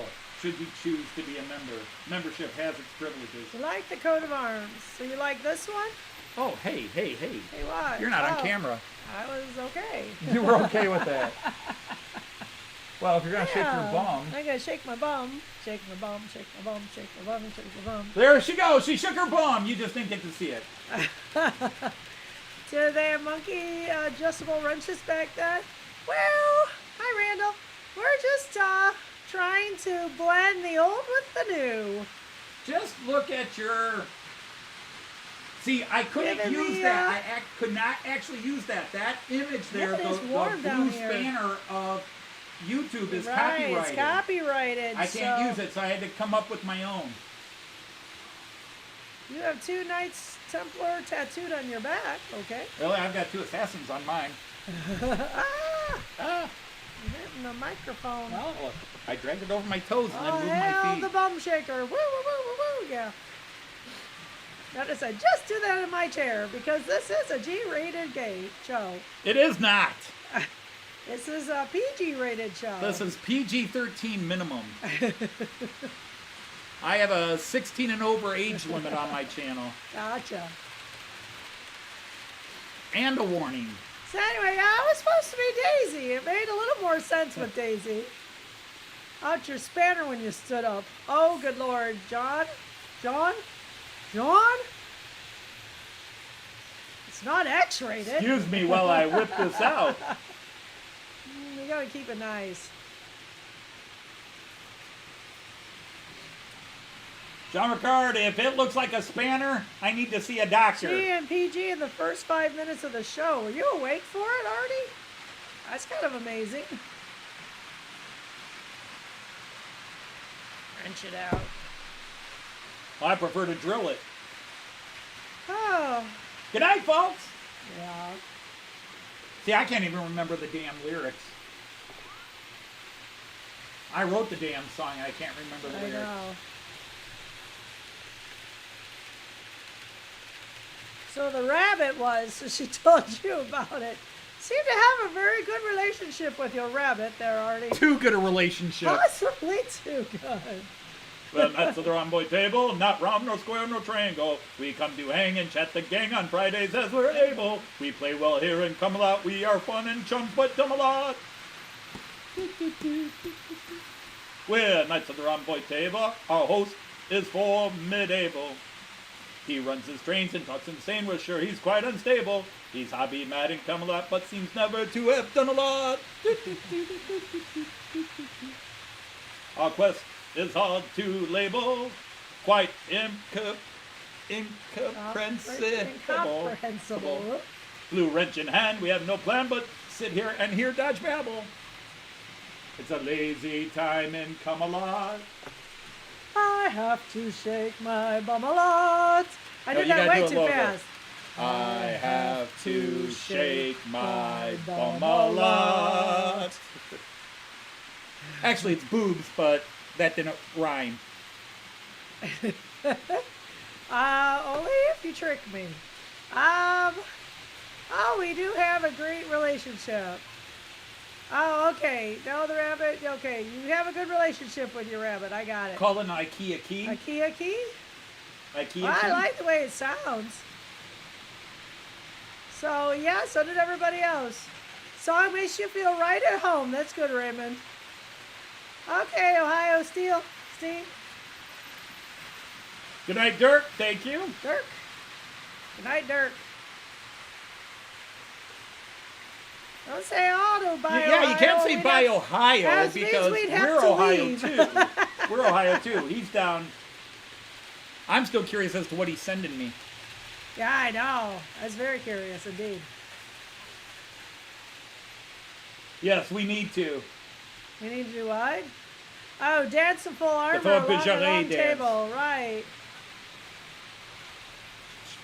You don't think we have a table we could dance on here? Oh, I'll find you one. I can find you a pole if needed too. Oh, actually, we got there. one. Yeah, we got one over there. But we already got a pole. Sword and shield. That's Dirk. There's a band. That was Dirk. But, you know, for a quick mock-up, this isn't I bad. think you did a nice job. If this were a much cleaner print, higher resolution, I think it would have been pretty awesome. right. I like it. Yeah, it was very light. Yeah, I don't think it printed that light. the ironing process is tricky. Didn't press it over. Well, okay. the thing is, I forgot to print it as photo. It says you're actually supposed to print it as photo quality, and so it would have been darker. I printed it as regular print. Gotcha. Okay. But like I said, it's a mock-up. You'd like to see D'Anthony doing the pole dancing? We really need to talk to you, Artie. You had a better offer here. Wait, you were offering? No, but just given the choice between the two of us, you think he would have guessed the other one. Maybe Artie plays on the other side of the street.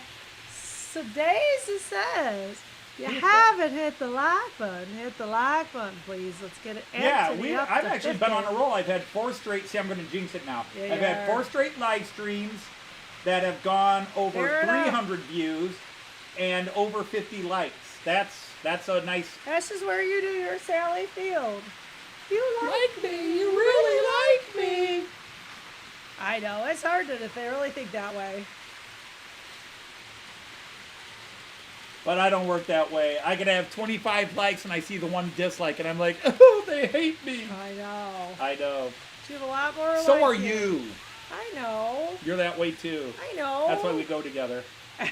It'd really probably be better off if we weren't alike that way. We probably wouldn't like each other if we were that way. Well, that's probably. She's getting old. That's what she's doing, Artie. Like all of us. Oh. You did the dance of the flaming arseholes on the table once? That sounds uncomfortable. I assume you were eating some peppers. I take it you had a pretty nasty chili meal there. Yep.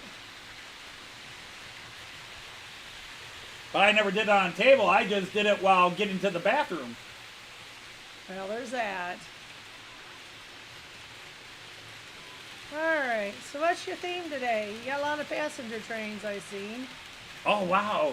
Yeah, I didn't tell you the theme, did I? No, you didn't. Well, what is today? Well, it's your anniversary, or the day after your... That's right, so you were putting on era-type trains, I thought. That was the plan. No, it's the first 6 trains I ever had. Gotcha. Okay. Except modifications, because that is not the actual ICE-3 I had, because that ICE-3 is now resting in Canada. That's right. And then that is not the locomotive, that's not the 146 locomotive, because yours is in the box down there. So it's kind of It's the first reminiscent. three. It's reminiscent. Just like I'm not the same as I was 5 years ago, the Those who trains aren't the same. It's an army thing, Randall. Wow. Blue cold chili peppers. Too much Taco Bell sauce. Yeah. That's what happens to a Scotsman when he is wearing his kilt in the winter. Blue cold chili peppers. There you go. Pear.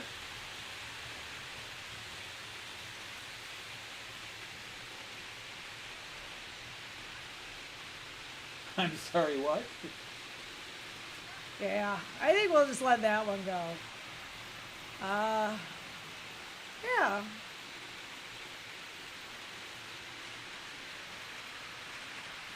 Yeah, and yes, Raymond Anthony, there is no right or wrong way to run a train. But once people, we all have things we like and not our thing, you know, and that's fine. Sure. And that's fine. It's just you don't have to be. And they're all running backwards. And when's the last time you heard that complaint? It's been a while. I did, just to piss him off. He does think of you. How good of a horse rider am I? I think the last time somebody asked us, we had to say we were very experienced beginners. I love horses. So if I had a spirited mount, it could be interesting, but it might be up to the challenge. I really would love to take Jeez, lessons Nick, because I don't know how to do the What trot. sort of insanity were you guys doing? Rolled up newspaper placed you know where and set on fire too. Holy moly, dude. What sort of torture chamber did you accidentally go to? Welcome to Desaad's restaurant. Naked. Well, you know, it actually would have been a lot worse had you had clothes on. I even mind the thumbs down. If you didn't like the video, moved on. Why did you stay that long just to give it? Long enough to decide you didn't like it. Again, move on, move on. There's too much negativity. Wait, 5 minutes in, this is good. 10 minutes in, this is good. Wait, 12 minutes, I hate what they said there. I hate it. Wasting my 12 minutes of time. Your horse's name was Breeze. A little gas problem. They undoubtedly gave it that hello, name. Philip Page. Hi, How Philip. wonderful to see you. Oh, nice to see you in. I am in my Night of the Rhomboid Table regalia. What's the best? Yeah, that camera up there is the best one. The barmaid's Oh, Knights of the What? It's an army thing. Okay. Great. There's nothing like incapacitating your troops before combat. Good idea. Right.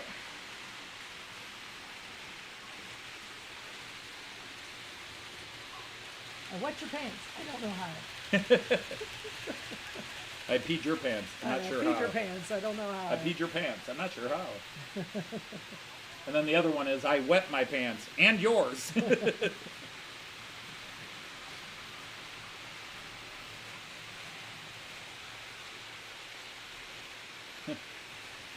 That's good, Randall. You get some good tacos. That's great to see you, Philip. I hope you're well.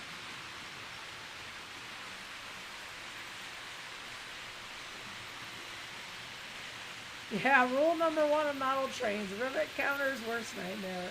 Indeed. Because that's the problem. There are I totally agree. even Chesty, big channels out there that there is a right way to do this. There is, And if you don't do it that way, you're an imbecile. Hey, March West. Hey, well, hi, Andy. How you doing? Another Welcome Andy. in, another Andy. Yep. I am in my Knights of the Rhomboid Table regalia. It's warm down here today. I filmed myself. I recorded myself singing that song 5 times, each in a different voice. That's cool, Philip. And the funny thing is, they all blended. You're rebuilding the kitchen railway in the garage. Cool. I can't wait. I really can't wait. It may not have the same charm unless you took the kitchen counter You out got there to too. take the kitchen with you.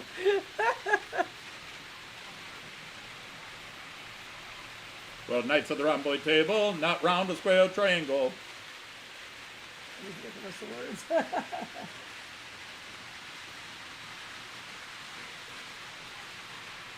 And I just shut them down again too. Totally agree, Randall. Thank you, Andy. For Ellen. But you know, on their channels, like there is a well-known UK guy, very popular. Everybody loves him for the most So part. they got 10 rivets. But he has said, I won't even look at a channel if they don't weather their train. So go park Okay, the that's car your in the choice. kitchen. That's your choice. No, skin off my nose. Absolutely. But don't turn on a channel and then give them a thumbs down because they don't weather. Right. But also, don't go on your channel and say, if you don't weather your trains, what's the point of being in the hobby? And that person has said that. Oh, sure. And that's where it's like, that's a line, you crossed it. Yeah, that is a little sad, Raymond. I don't believe in weathering trains. I think it's cool with people who do it. I'm not saying you shouldn't weather trains. I'm just not going to. For the money I spend on these, they're going to stay pristine clean. As I've ranted many times before. Rivet counterism must be abolished. But the funny thing is, there are people who are themselves rivet counters, and they'll go on channels and talk about rivet counters. All those rivet counters out there. And Joyce and I'll be watching the video going, you're one! Yeah. You're a rivet counter!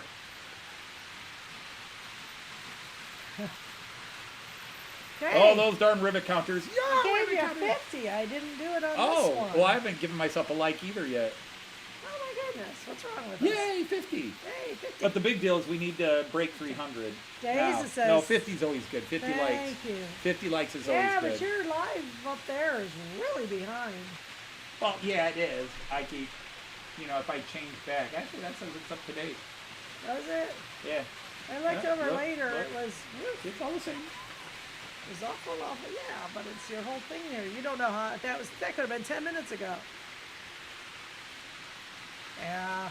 Yep. Is that Maid Marian? You're all Well, right. I don't know. All I know is I made her.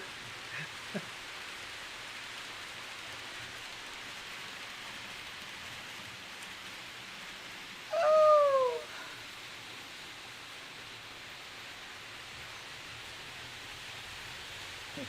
You don't know enough about trains, dude. Your Fix It Friday and Tune Up Tuesdays and begs to differ with you. You seem to know very much how to get inside all those old models and fix them up and make them run very well again. Yeah, I would say so too. I've seen your videos. Pixie asked you Well- about the spare parts from the kits. Dana, Your rabbit asked you about spare parts. Your rabbit is talking to you. Oh, that sounds lonely. Where's my pad and pen? So, I see, but you'd like to talk a little bit about your childhood there, Right, Mr. that's- okay. Zero. yeah. Mr. RT0. So, anyway, if you've been in Germany, Yes, cars you can aren't always put... pristine, but they don't tend to be terribly dirty either. Yes, that's why everybody is knighted. You can always post a link. Yepers. Or, if you prefer a patty, you can post a patty instead. Link or patty. Right. That's an American joke. I don't know if they get Yeah, that. I don't know if that translates or not.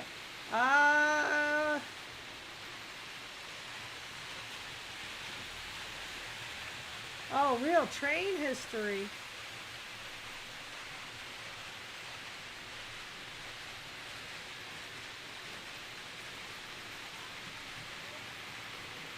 It's Jeanne d'Arc. It's Joyce Stark. Joyce d'Arc. Joyce Stark. You turned it the wrong way. Did I? Yeah, you got the That's mirror. straight. No, you turned it off straight now. That's better. Yeah, there. I'm gonna wear this thing. Get it right. Get it right. Oh, I'm very weathered. Yeah, she has her way of talking. You're going to Sydney after the show. Oh, real train history. Well, I don't know real train history either.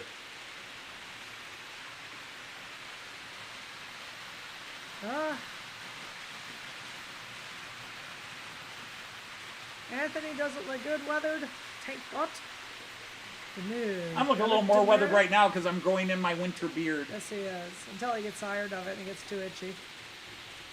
Or until Joyce decides it's too itchy. Well, there's that. Oh, I hate kissing you.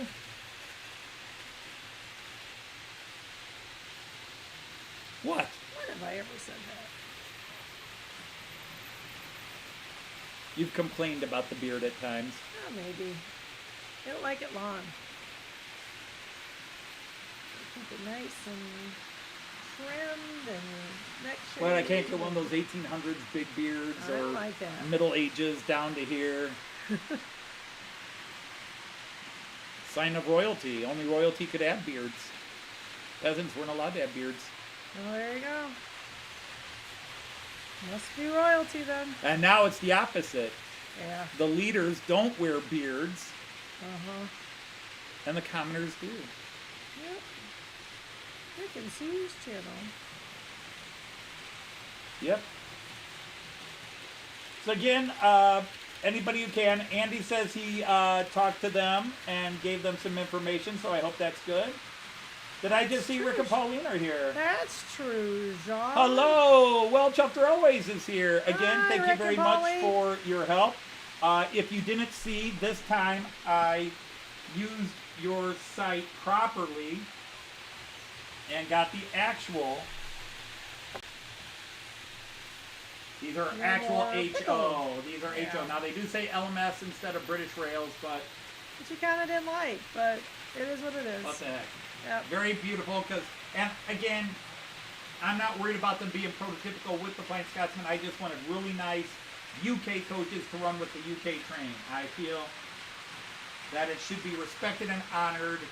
And yes, I know in the United States, the Flying Scotsman pulled US stuff, and when it was in Canada, it pulled Canadian stock, but on my layout, it should pull British stock. Yep. Raymond, you are very right. If somebody wants to weather their train, weather their trains. You just do what you want to do. Just No, I think it looks don't great knock- for the people who do it. Just don't knock anybody who doesn't. Yeah, I Does think it it looks differently. great. I'm not saying I don't like weathering. I just, even if somebody offered to weather my trains, I would say no. Because in the real world, I hate graffiti.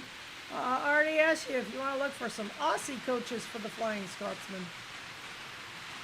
Right, No. my weathering's called Dust. I got my UK Hey, he's stuff. okay with it. I got Yeah, one more he coming, coulda- and I'm we going to coulda keep got looking. some American cars for that matter, because it came here once. Well, if anybody goes to a train show and sees a couple of more of these LMS in Maroon, That's true. HO, Lima, where'd I do with the boxes? What'd I do with the boxes? The boxes, where are the boxes? Lost your Scotsman? Scotty still here? You know, but if there are those Maroon, LMS, HO, let me know. I will, if they're at a decent price or you think they're at a very good price, because I paid $30-some for the two of these. You mean we paid $30-some for the two I'm of sorry, these. we paid. We paid. Yeah, that makes sense, Randall. I don't recall Yes, I you do, clicking the you. buy button. Yeah, but Actually, technically, you didn't pay it's our money and because these were paid for with the money that Andy sent me to pay for. Gotcha. All right, fine. So he bought it. He bought it. Andy bought it. Andy bought it. Good job, Andy. Woohoo!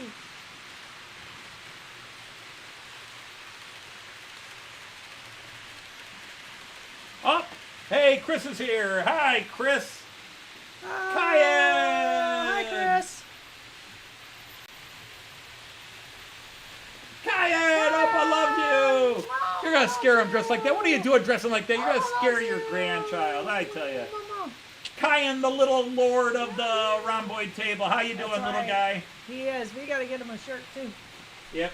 And yeah, Kyan. Lindy, bring your computer so you can clean this up on Sunday.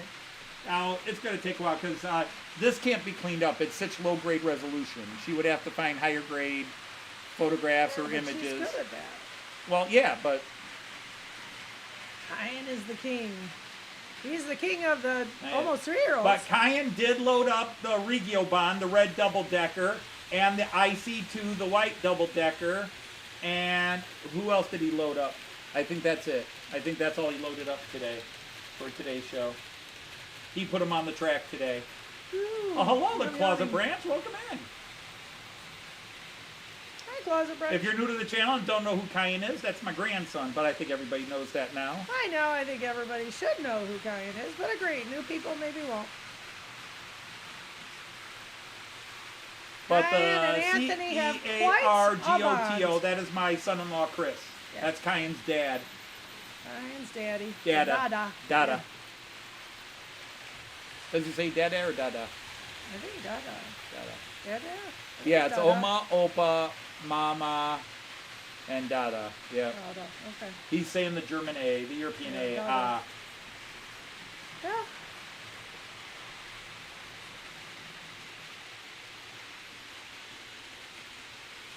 Yeah, and again, Yeah.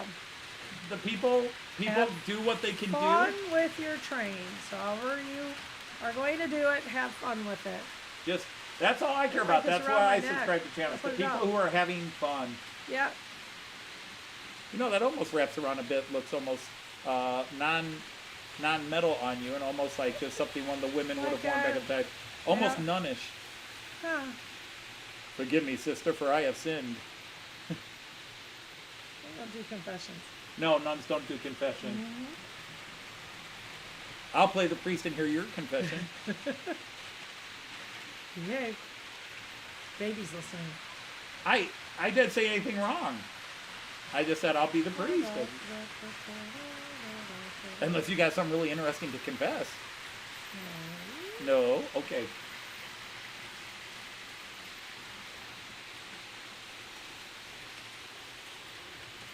She looks like one of the ladies in the Star Wars movie. Which one?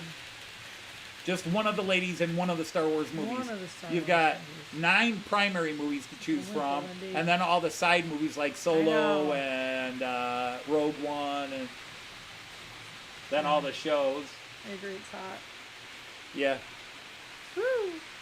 Back to being me. You mean you weren't you when you were in the No. booth? Who were you then? Good question. Everybody's trying to decide. Princess Lilo? Yeah, she looks like Joyce. Ah, look Or like me. Daisy, or Lil. Take your pick. Yeah. Too early in the morning to think too hard. That is pretty early. Oh. So how was your day to end your week? Oh, it was okay. Good. Yeah. You don't look quite as stressed. 'Cause I'm You look mean. like you've had a week of work. I was but... mean to him. Now, do you have anything on tomorrow officially? No, other than grocery shopping. I figured we'd do yard work. And Gonna be yeah, that's what cool, I was but gonna say. sunny. We got that yard of topsoil out there. We gotta So let's maybe distribute. do it later in the afternoon. Was like, well, it's so cold. Well, Ohio State plays at 12. Okay. I always get in the way. So Don't we they? work after? Well, I don't know. We won't have much sunlight afterwards. So maybe we have to work earlier. Who are they playing? Somebody knows their Russian or Cyrillic alphabet. Boys, yeah, us. I do miss Toys R Us. It's a shame they went out of business. I loved walking through toy stores. Yeah. And we don't have listen enough to toy the- shows. I mean, we only have one toy show in the Toledo area. Closet Branch asked you to tell him about your trains. Are they all from Germany? No, they're not all from Germany. You would love to talk about your The trains. one is Austrian, but the rest are. So let's do a 11-lane view, because that's. So that train there in red, that is a German commuter train called a Regio, and in yellow double-decker, the yellow and blue and white, that is a private company commuter train in Germany called the Metronom. The white guy that went through is a German high-speed double-decker called the IC2. And then coming around the corner is the ICE3, which is the high-speed train in Germany. And then now coming around the corner is the one that's not German. This is the Austrian Railjet, which is the Austrian high-speed train. And what's your little guy circling And then way in the back around the is village? a small diesel commuter DMU, diesel multiple unit, private company called Nordwestbahn. Because in Germany, all high-speed traffic that is German are white trains with a red line. So here's that ICE3 again. So they are white with a red line. All high-speed trains in Germany are run by the government. Now, commuter traffic, regional traffic, is split between private and government run. The government run trains are red. So that guy right there, that is the Deutsche Bahn, DB, that's the German Federal Railway. But the yellow guy behind him is the exact same locomotive and the exact same cars, but that is a private company called Metronom, and Metronom handles traffic inside and out, handles a lot of the routes inside and out of Hamburg. The German Federal Railways also go into Hamburg, but Metronom handles a lot of routes into and out of Hamburg. And then Nordwestbahn is Osnabrück to Bremen and Oldenburg and all the way over to Hanover. So Osnabrück up to Oldenburg and then over to Hanover. Northern Germany. Including Bremen. That's their routes. Yep. So their north-south route is Osnabrück is their, I think is their, no, Vechta, which is a little south of Osnabrück, is their final stop on their north-south run. And then Oldenburg is their furthest north run. And then east to west, they're just west of Oldenburg, or maybe just Oldenburg, across to Hanover. So they have the primary east-west route and the primary north-south route for their company.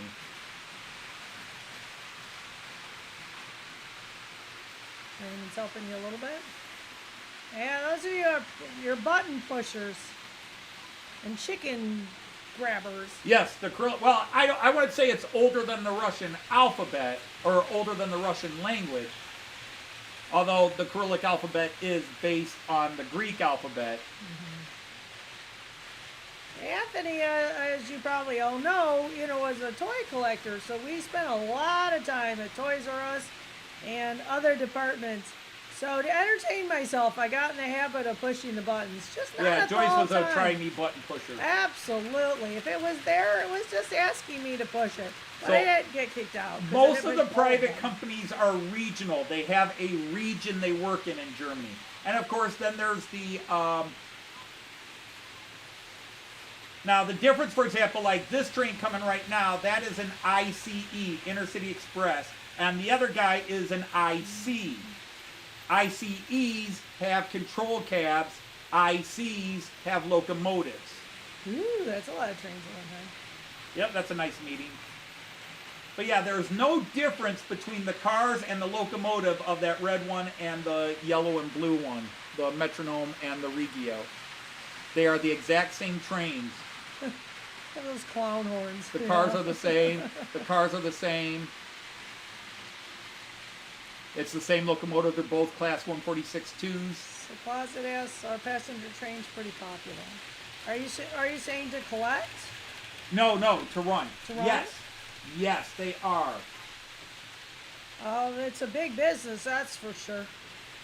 I could not give you a honest estimate, but I would say easily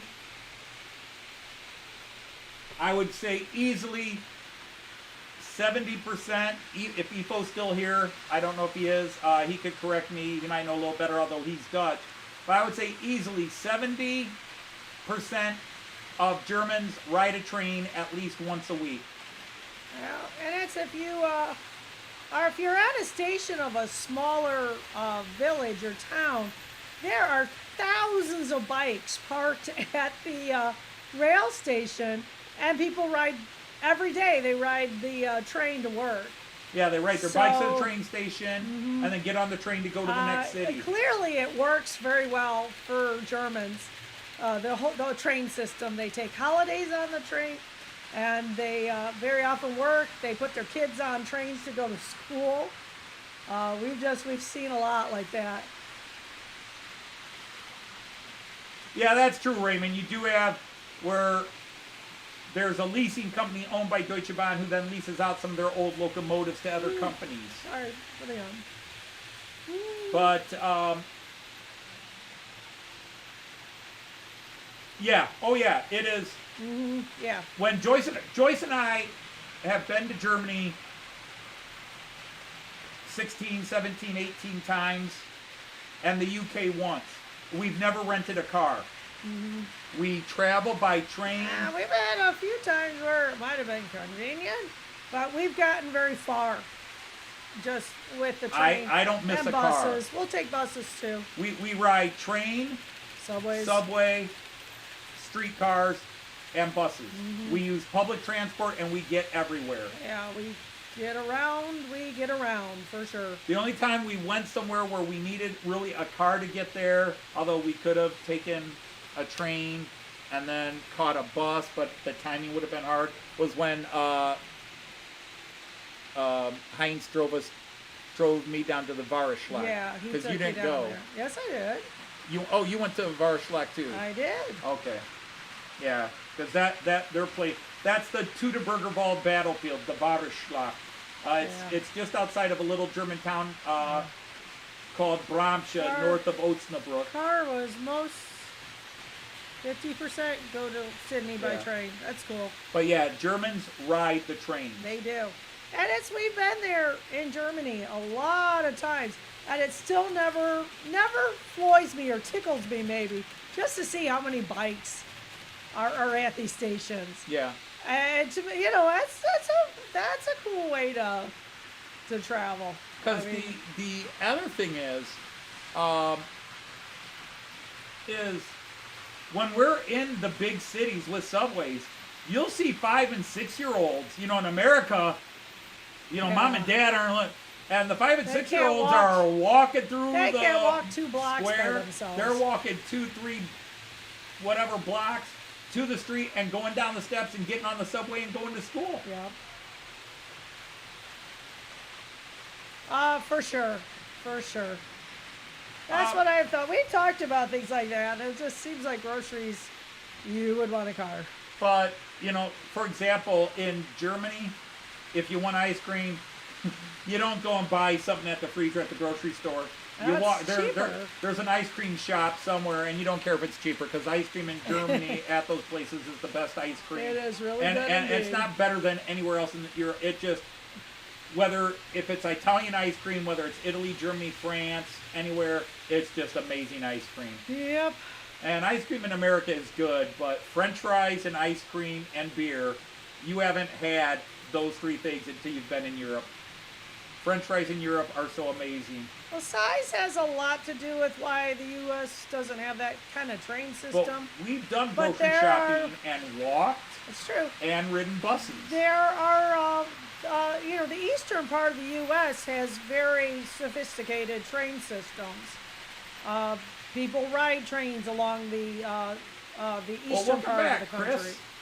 But when you get out here in the Midwest, we have Amtrak, and it's not very reliable. The U.S. is probably too big. Although you could have, like along the East Coast, they have a very active and very good train system. New Jersey, Philadelphia, New York, Boston, Washington, D.C. It's very good, and it runs maybe a little slower than some of the stuff we see in Europe, but it's very good, it's very timely. Now, trains like the Amtrak coming through Toledo, no. But what killed the train system in the United States was Ford and GM especially.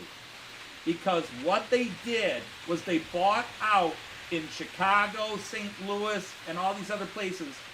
They were in with the government building the interstate highway system.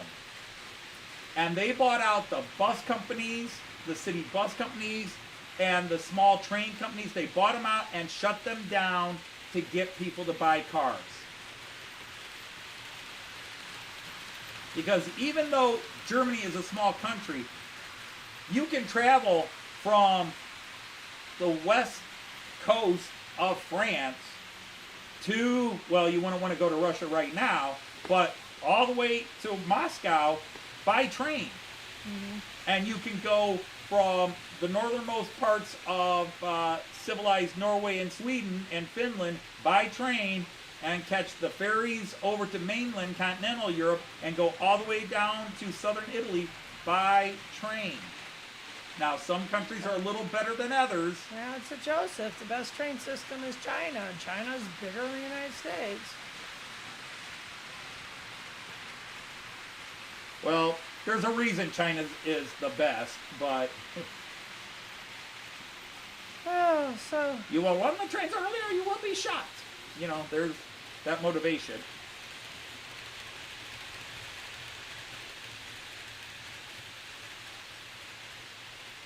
Yeah, that's true. There are quite a few that look very European. That's and cool. If they are European, yeah. Because I look at quite a few of the Amtrak stock and go, that looks like a 101, or, you know, they clearly are tracks locomotives. Yeah, when you talk to an American about train travel, though, it depends everything on where they are in America. Some places, it's like, yeah, we do the train every day. All right, well, thank you for popping in and sharing some of your time with us, Rick and Pauline. Nice to see you guys. And I'll keep saying thank you for your help. At least have you here. I said, you are a walking encyclopedia, and I love that. For sure, yeah. Oh, you think so, Andy? Well, with all the cheap metal they use. Well, there's that. They just replace it, because they got cheap labor, and they've got cheap labor. Yeah, unfortunately, some of those countries... That's money. It's money. Yeah. The wars interfere. Yeah. I mean, we would absolutely love a train, high speed would be nice, from Toledo to Columbus, Ohio. That would be awesome. That would be awesome. You know, have one that goes Toledo, Cleveland, Cincinnati. It would be cool. And we maybe had the it. We had it Eastern corner. proposed. We had it proposed. Yeah, and just that they were going to build corners. Cleveland, Columbus, Cincinnati, and then eventually it would be Toledo, Columbus, and it got voted down. It got voted down. Not even by the citizens of Ohio, by the Congress of Ohio, the state house. But yeah, and countries are trying to catch up. Yeah. I mean, 25 years ago, 30 years ago, you might have considered Poland a relatively poor country. All right, Poland. And if Mark Bascom's listening in the background, let me finish before you start getting irate, or before your wife throws something at the TV. But Poland's got an amazing rail system going now. They've got beautiful locomotives, beautiful artistic coaches. They've got nice stations. We were in the Czech Republic and rode trains. Beautiful. Yeah. And I still think, and the funny thing is, I don't think the Czech Republic has their act together as well as Slovakia. But we haven't been as far as Slovakia. We could have been, but we decided not to. I kind of regret that. Huh. Is all of Europe a uniform track age? I don't think so. There are a couple of differences. There are parts of Spain, I believe, that are still off. I know that there are trains that run from France to Spain that across the border, they literally have to lift the carriage off its chassis, and then they put it on another chassis that fits that gauge. Crazy. Although I think most of Spain now runs the same gauge, because you can take high-speed trains France down to Spain, but there are And I'm not talking narrow gauge. I'm just talking that the old tracks and the old system still. So Raymond says Ukraine, Estonia, and Finland are broad gauge, and Spain except HST. All right, so yeah, so you can take the high-speed trains down to Spain, but the other stuff is the broad gauge, and Finland too, because Finland's got some beautiful trains, just aesthetically very pretty trains, and not to mention every video I've seen of a train ride through Finland is just gorgeous. That's very pretty indeed. Yeah, bogie exchange. That's what I'm trying to say, not chassis, the bogie.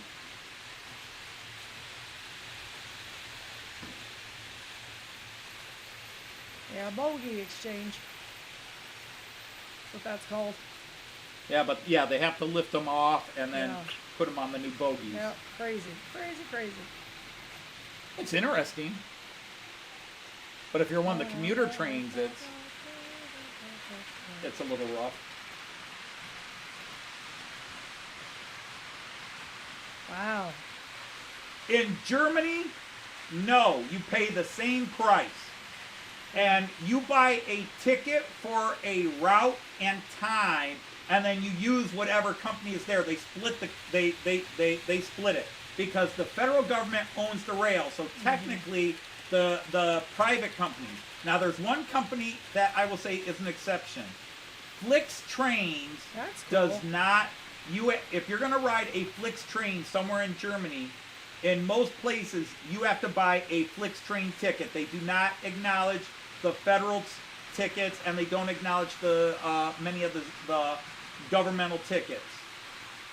But I can buy, for example, I can buy in any state of Germany, I can buy what's called a state ticket. And that is good from 9 a.m. till 3 a.m. the next day. And the first person on the ticket's like $25, and then the next person adds $6 to $8 depending on what state. But it covers all trains except high-speed trains, all subways, buses, all public transportation in that state all day. So you can go from Munich to Nuremberg in a couple of hours. You don't have to worry about finding a parking space. You don't have to pay for the gas. And it's $30. Well, 30 for Joyce and me, it'd be about $35. For the two of us to go from Munich to Nuremberg, or from the southern point, Garmisch-Partenkirchen, all the way up to Nuremberg, but that would be more like 4 to 5 hour trip. But you can go there and back on $35. Plus, you get to ride all the public subways and everything, and buses in Munich, Garmisch, and any city you stop off at along the way. And that's a state ticket. But Flix Trains does not accept a lot of Deutsche Bahn tickets. You have to buy their route. That's interesting. That's why I won't have a Flix train, although a lot of guys love the Flix trains, but Flix Trains does not recognize all the tickets. But so you buy a route, and then it's whoever's taking you there. So there's absolutely no difference in price between the government run and the private one. The difference is the government decides there are certain routes that are just too expensive to run more than a few times a day, and the private companies come in and do it. So the private companies have fewer employees, fewer red tape, and so they save money that way. And then the private companies can be really good, like Nordwestbahn is really good, and they have really clean trains. If a Nordwestbahn official catches you with your feet with shoes on up on a chair, he will warn you once, and then he will kick you off at the next stop. You keep your feet up, you pick up your mess. They're very tight about that. Some of the others, like Alex Trains, they run really old cars in many cases, really beat up. They're not the nicest, they're not the cleanest, and I know my buddy Joel YT is working for Alex right now, but Alex Trains as a private company, and they run routes into and out of Munich. But they're a private company. And then there's a bunch of private companies that run into and out of Munich. Südostbayernbahn, Bayernbahn. I know plenty of people who don't like flying and won't. Oh, I do travel by airline, but I hate it. Yeah, The day they introduced teleportation, I'm on it. I don't know that much, but it's just what I learned by traveling. Yeah, I it's never traveled by experience. train in the United States, Yeah. but for 20 years I've been traveling by train in Europe. That's good, Artie. You're a long way away.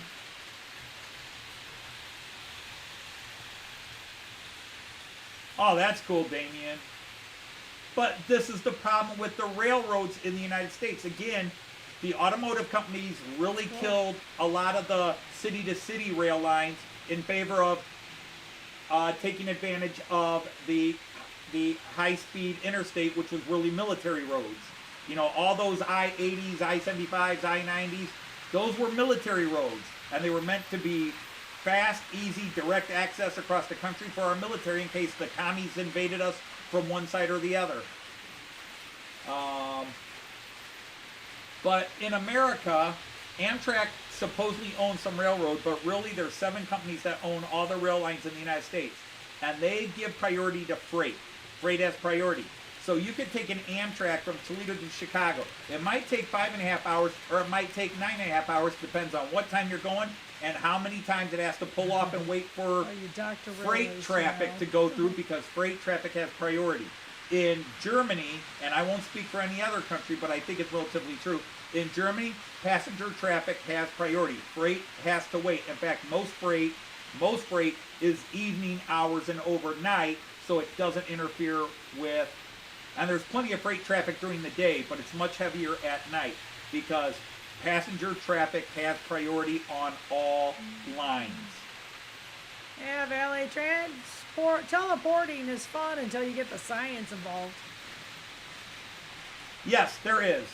And even then, it would just be a complete recreation of the human, a clone without even necessarily their memories and their configurations, because there is no necessary way to believe that your memories are encoded as DNA or cell structure or even atomic structure in your body. It would just be a blank slate of you. So yeah, that's teleportation is not real. That's not one they got right. Well, you can call me Dr. German Railways, and there are people in this chat that know a hell of a lot more about German railways than me, but Jean Ricard's asleep, and Ipo hasn't been typing, so I don't know if he left. I know how modern Germany works. And I know American history. So I know what a CSX is, but I don't know where CXS runs versus Santa Fe, and I don't know that stuff. But I know how the history of how the American rail system worked in the United States and why we don't have high-speed inner-city traffic. All right, bye, Lee. All right, Lee, you're going to be live tomorrow on your channel, not Sunday. Okay.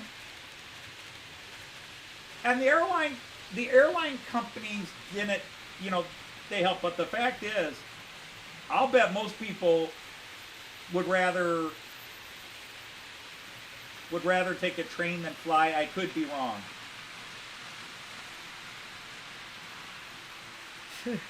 Because I personally, multiple conversations. five-hour train ride from Toledo to Cincinnati versus 1 hour and 1.5 hour flight, I'm still taking the train. I'm not getting on that plane. Yeah. I fly only because there's no other way to get to Germany from the United States until they invent high-speed submarines. And even then, I'm probably not thrilled with that idea. If they can invent some sort of high-speed tube train to run from New York to London, then I could take the channel across. But I wouldn't even take the channel across the Atlantic. I don't trust that. That long underwater, the claustrophobia would really kill. All right, Chesty Trains, thank you for visiting us. Oh, he's over there. Oh, sorry. Yeah, Artie, that's the issue. It's so much more by trains, but in Germany, the train cost isn't that much more expensive than the plane cost. There you go, Michael. You bet. Hey, Michael McCarville. Get 100 likes, I'll bake cookies. Hey, we're already over Yes, I 50, will. and we're already over 200 views, so that's a good. Yeah. Because yeah, it's almost it is. time to call it a day. Yeah, it is. Yeah, in fact, it's 5:57. It is time to start calling it a day. It's a day. We haven't even talked about dinner. I don't even know what I want for dinner. I don't either. Railjet. But I really got to experience a lot of the Austrian rail system, which was fun this past June. Doo-doo.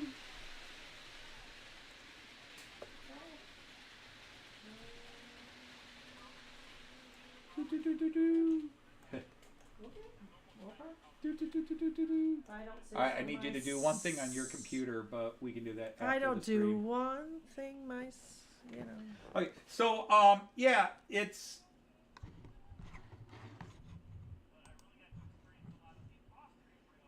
Yeah, I mean, I hate flying. I have never true. gotten comfortable with flying, and in fact, our trip back from Germany was about as smooth as a flight as we've ever had, and still I hated it. Yeah. I'm it's getting smooth. worse as I get older. I can't stand planes. You'd think you'd get used to it after a while, and Yeah. I can talk myself into it, but Joyce will tell you, and you know, because we started looking at prices to fly to Australia, and we found some good prices. But we are. Why am I getting an echo? Is it your my phone? volume's up a little bit. Turn your volume down one.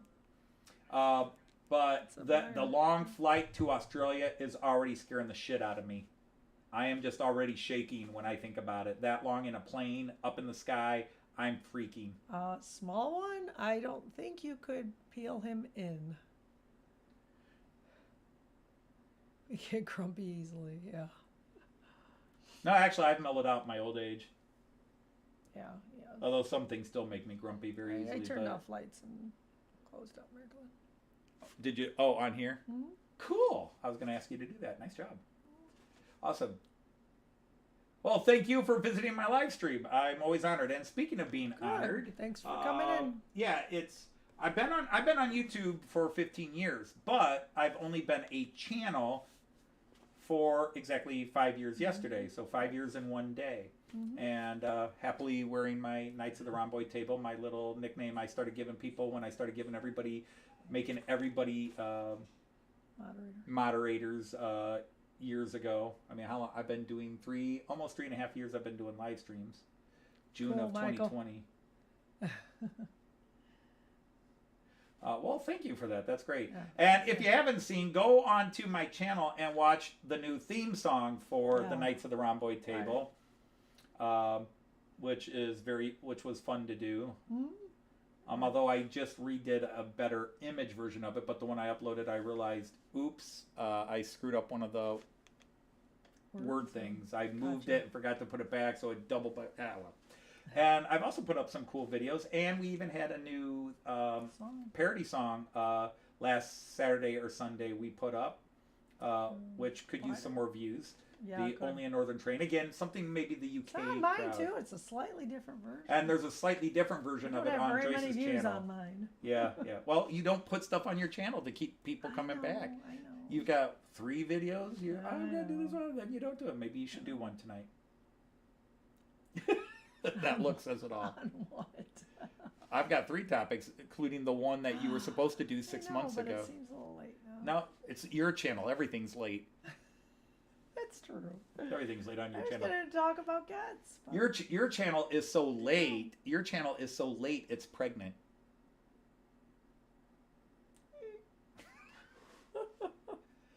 But Is that a anyhow, little baby I want to channel? thank everybody for the 5 years of keeping the model train Oh, for outside. sure. Some of you have been around for 5 years. So- We really appreciate that. And You must like us. so, as Knights of the Rhomboid table, as the initiator of Knights of the Rhomboid table, I want to thank every one of you. You guys have been awesome. 5 years of the channel Model Train Outsider. I stunned that I have as many subscribers as I do. Yeah. But I love the small feel, the 40, 50 people that come and hang in the chat, 30 people consistently at one time. Yeah. It's what it's all about. You people are awesome. I can't are. believe you guys volunteer to spend part of your Friday evenings here when you could be doing so many other It's things. such a multicultural When I could be group. doing so many other things, but our daughter's here, so that has to wait. But that's a different story. Yeah, Too late. I am behaving. I'm just behaving badly. I know. Well, that you got to be more clear than if you're going to tell me to behave. You guys, yes, dear. So on behalf of Maid Marian and myself, I'm going to say Auf Wiedersehen Choose. and happy trades. Take care, everybody. We'll see you. You don't have the other one up. Bing.